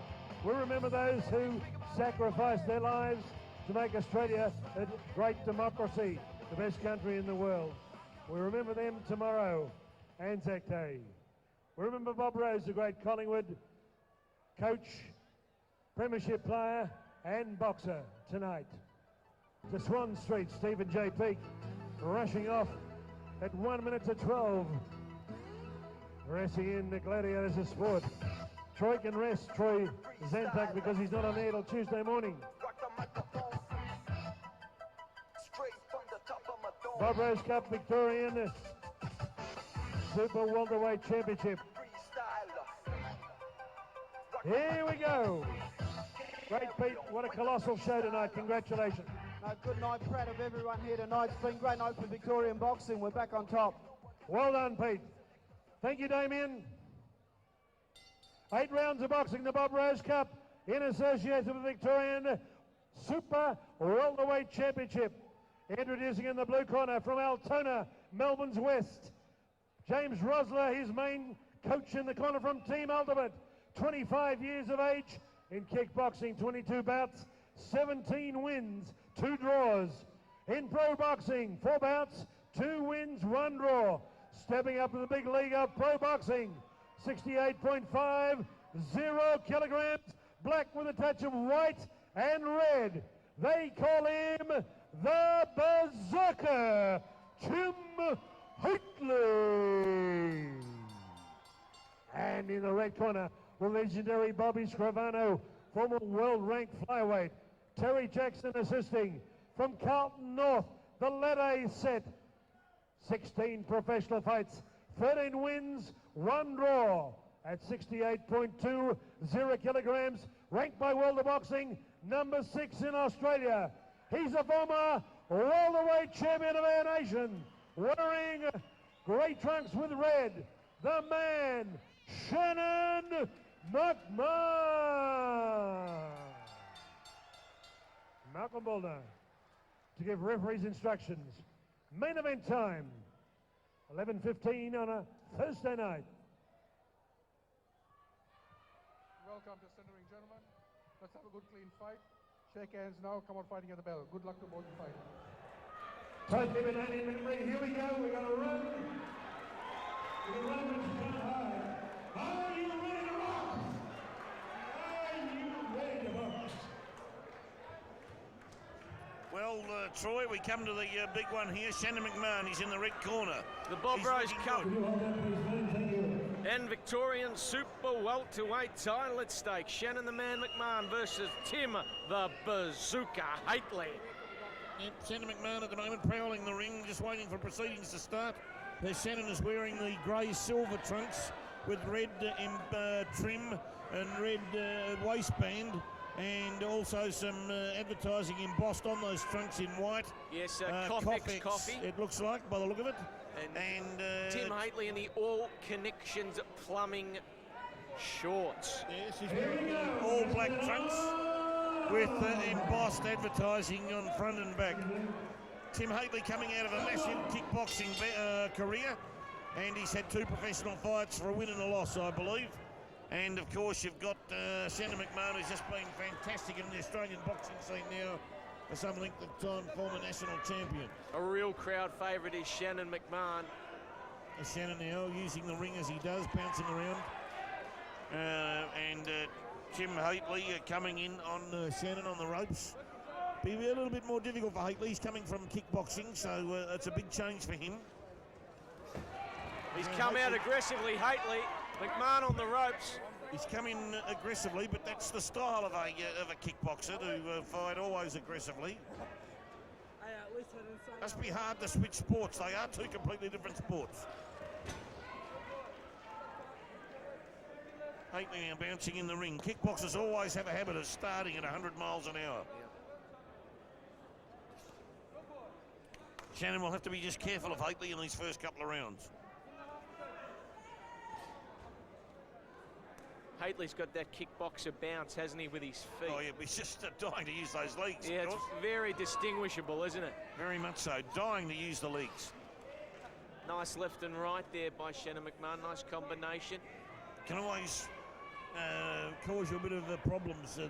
Now, Hateley, I'm just trying to see if he's got a cut there on the top of his nose or not. Can't quite see at the moment because he's not in my viewing range. Is there a cut there or a mark of some description? I think it's a cut. Is it a cut? I know, it's just redness. Must have been hit right flash there. Or perhaps he's scratched with a glove or whatever. Hateley's pro boxing record, 4 bouts for 2 wins. So 50-50 at the moment for Tim the Bazooka Hateley. Nice right hand there by Hateley. And he's pursuing Shannon and another right hand. Gives him a right straight into the face. Caught him in the lower jaw on the mouth guard. He's super aggressive, Hateley, isn't he? He's come out all guns blazing, but he's really got to sustain this over 8 rounds. That's right, 8 rounds. Hateley pursuing McMahon, and he will keep doing this until he expends energy, Hateley. They're covering more ground than the Leyland brothers at the moment, Stephen. No doubt about that. And he'll keep doing it. He's fighting like a typical kickboxer. And that's with full frontal aggression. Pursuit at all times.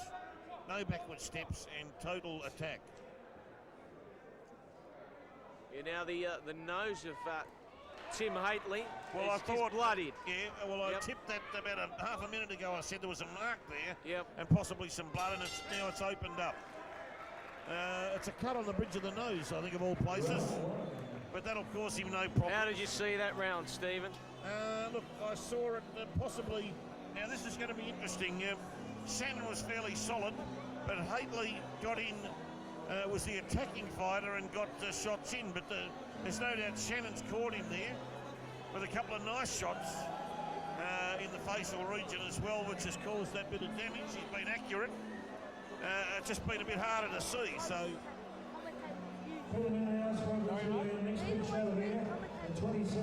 Does he? Where's Peter? Over there, is he? Ask Stephen. George. Go, George. Just sit down for a minute, sit here. Round 2. Let's get involved here with the Berserker Tim Hateley and the man Shannon McMahon. It's championship time.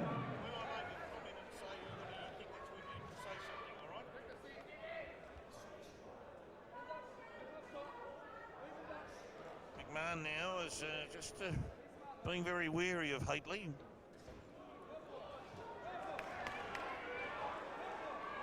Hateley again there in the corner with McMahon and Shannon holding there, and Bullner splits them. It's a real brawling style that Hateley's brought into the ring, isn't it, Steve? It certainly is, no doubt about that. Whereas Troy. Shannon McMahon, your more classical boxer. Hateley there trying to big over the top right hand, which is a very aggressive punch early in the fight. As he comes in on McMahon. Up against the ropes now. We've got Boy George at ringside. Boy, how are you? You've been watching this fight. How do you see it at the moment? Which one? Hateley or McMahon? Hateley. Yeah, he's doing a pretty good job. He's got a nose cut, though. Okay, well, here it's up-and-coming junior boxer, Boy George, at the moment thinks Tim Hateley's leading. Hateley now pursuing again McMahon, but Shannon's getting in some good counter-punching or defensive-type punches there, Troy. Yeah, that's Shannon's modus operandi. He's a great counter-puncher, tremendous with the jab. Shannon McMahon, that's his trademark, that left-hand jab and the overhand right. Certainly is. Now, Shannon, he's good with that defensive moves there, especially with the footwork going back.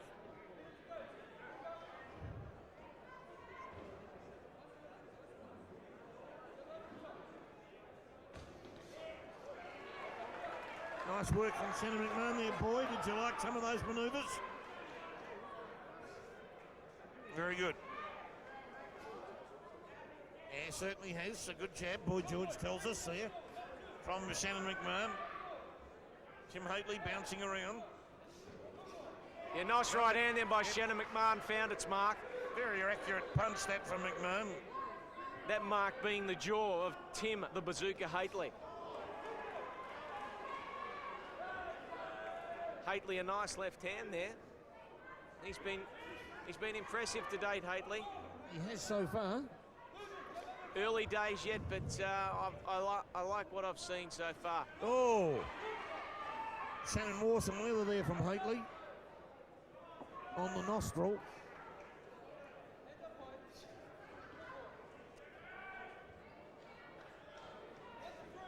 Shannon coming in and just trying to get those combinations right. He's certainly working on that cut on Hateley's nostrils. Yep. As I go to the corner, boy, were you impressed with Shannon McMahon in that round or Tim Hateley? The 27th of June, Petoutis is next show, already. Some big fights already announced. Then Kapetanios versus Manny, Vlamis. 2 big winners here. Okay. WBF Championship. Improvement there shown by Shannon McMahon, Troy. Yeah, absolutely. Finding his range in that round, Shannon. I gave that round to McMahon. So already matched, 5 big fights. Friday, June 27th. Actually decided after plenty of thought that I gave Hateley that first round just by a fraction, but that one to McMahon evens up the fight.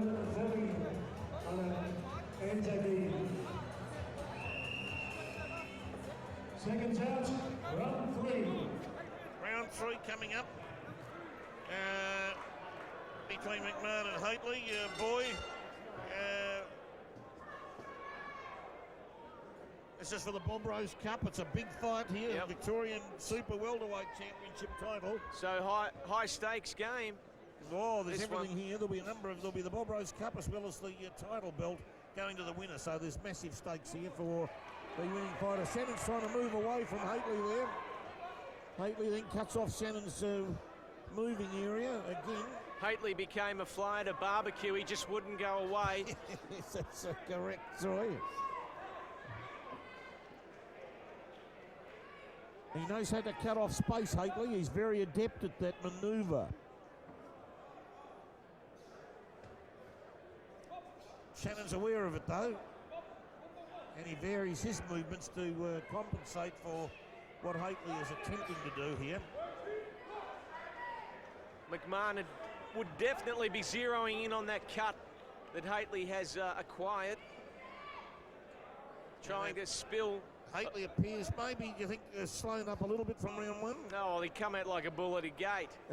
I think now we're getting down to, the business part of this fight, these middle rounds, where it's not all about McMahon, lovely jabs. Jumping out of the blocks, Troy. Yep.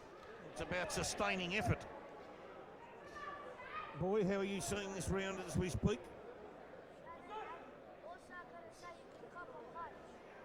You can take it. Okay. Yeah, very important point there by Pretty Boy George. Yes, it is a good point. She does know how to wear some leather, Shannon. Shannon bouncing back nicely there away from Hateley. And a little bit of trouble with the trunks for Shannon there at the moment, but he's got that right, I think. Well, nice right hand there. Heads there, Troy, nearly. Yeah. Yeah, the Liverpool kiss was enforced there, Stephen. Oh, yes. Clash of heads. You'd want to avoid that. That can cause some serious headaches. Certainly does. Malcolm's just keeping a close eye on them when they're getting close there. Doesn't he do a wonderful job, Malcolm? Oh, he's just brilliant. Nice right hand there. Separation punch there by Tim Hateley. On Shannon McMahon, left hand again. Didn't do too much damage. Hateley still cutting off turf here from trying to prevent Shannon from moving laterally away from him at all times. Hateley comes in hard. Typical kickboxer move. Absolutely. Well picked up. Yeah, thank you, Troy. He was just getting ready to wrap the arms around and get into some Thai boxing then. Yeah, I thought the knees were going to make an appearance. Yes. Right.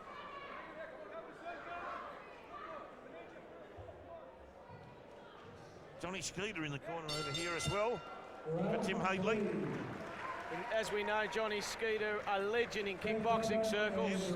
Interesting manoeuvre, a change in style. Interesting round when you think about it, because Hateley finished the stronger, Troy.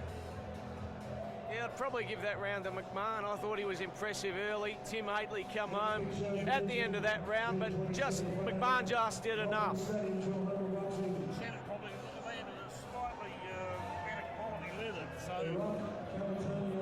it's hard to judge.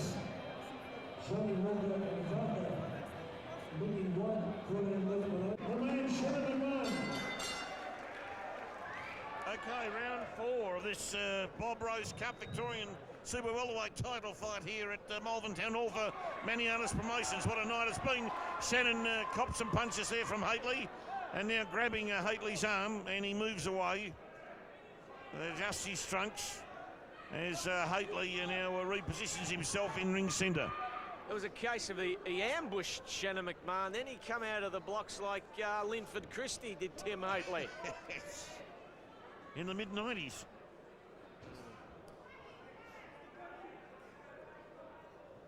It's an awkward customer for Shannon Hateley. You have to be careful with him.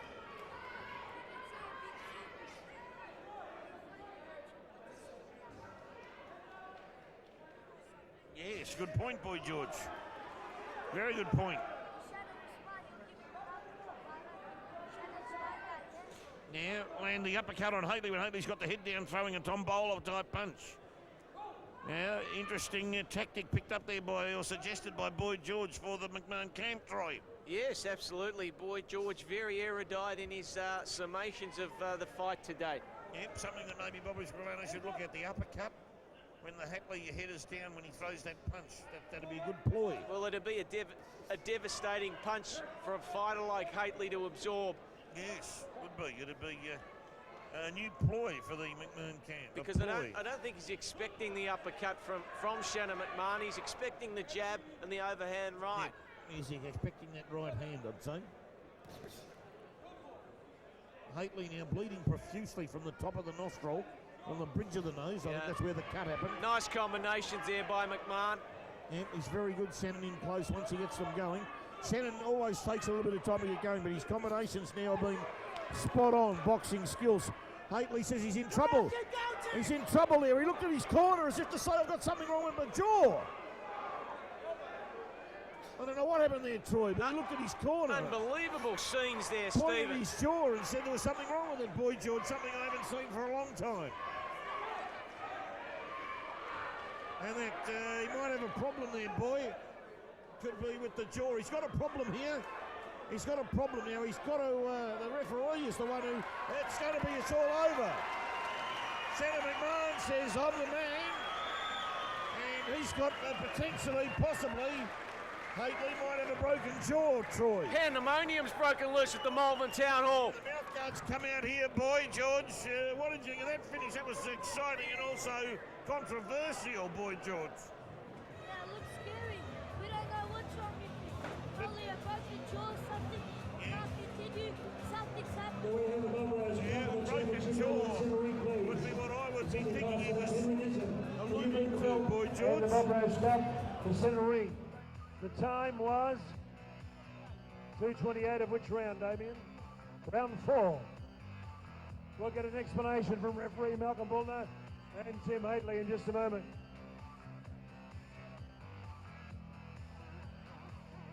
Yeah, Frank Barber, Renee King, please come on down. You're here, hop up there, Frank.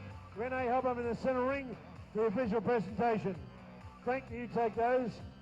Red and blue there, obvious there. Red corner, blue corner. Just put them around the fighter's neck. Then we'll get you to present the championship. Thank you, Henry.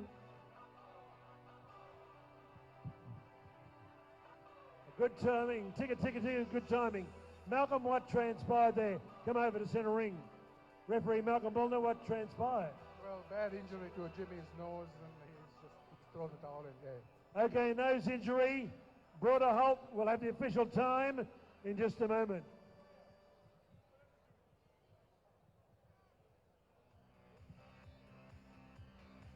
What happened there, James?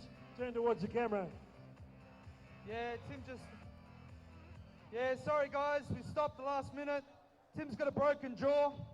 He copped a good right hand or uppercut, and his jaw's been totally dislodged to the other side. So, well done. Just the last round. Well done, Shannon. You're a true champion, mate. Congratulations. Thank you, Peter, for the opportunity. We'll be back another day. Thank you. Well said, James. Victor, just move out the way. Good, Renee. Yeah. How many grand finals? 7 grand finals, and this is the closest I've ever been to silverware. But you won awards over the journey. What sort of awards? When you beat Mark Jackson, I know you got a draw, but you won. Yeah, but every time I've been anywhere, it's always runner-up. Yeah, it is. Okay, the time. Shannon, come to centre ring. Maybe Malcolm's left the ring. Peter, you raise the arm of the new champion, the Victorian Super Welterweight and Bob Rose Cup winner for 2008. 2 minutes, 28 seconds of round 4. The man, Shannon McMahon. Bad luck there to Tim Hateley. Shannon,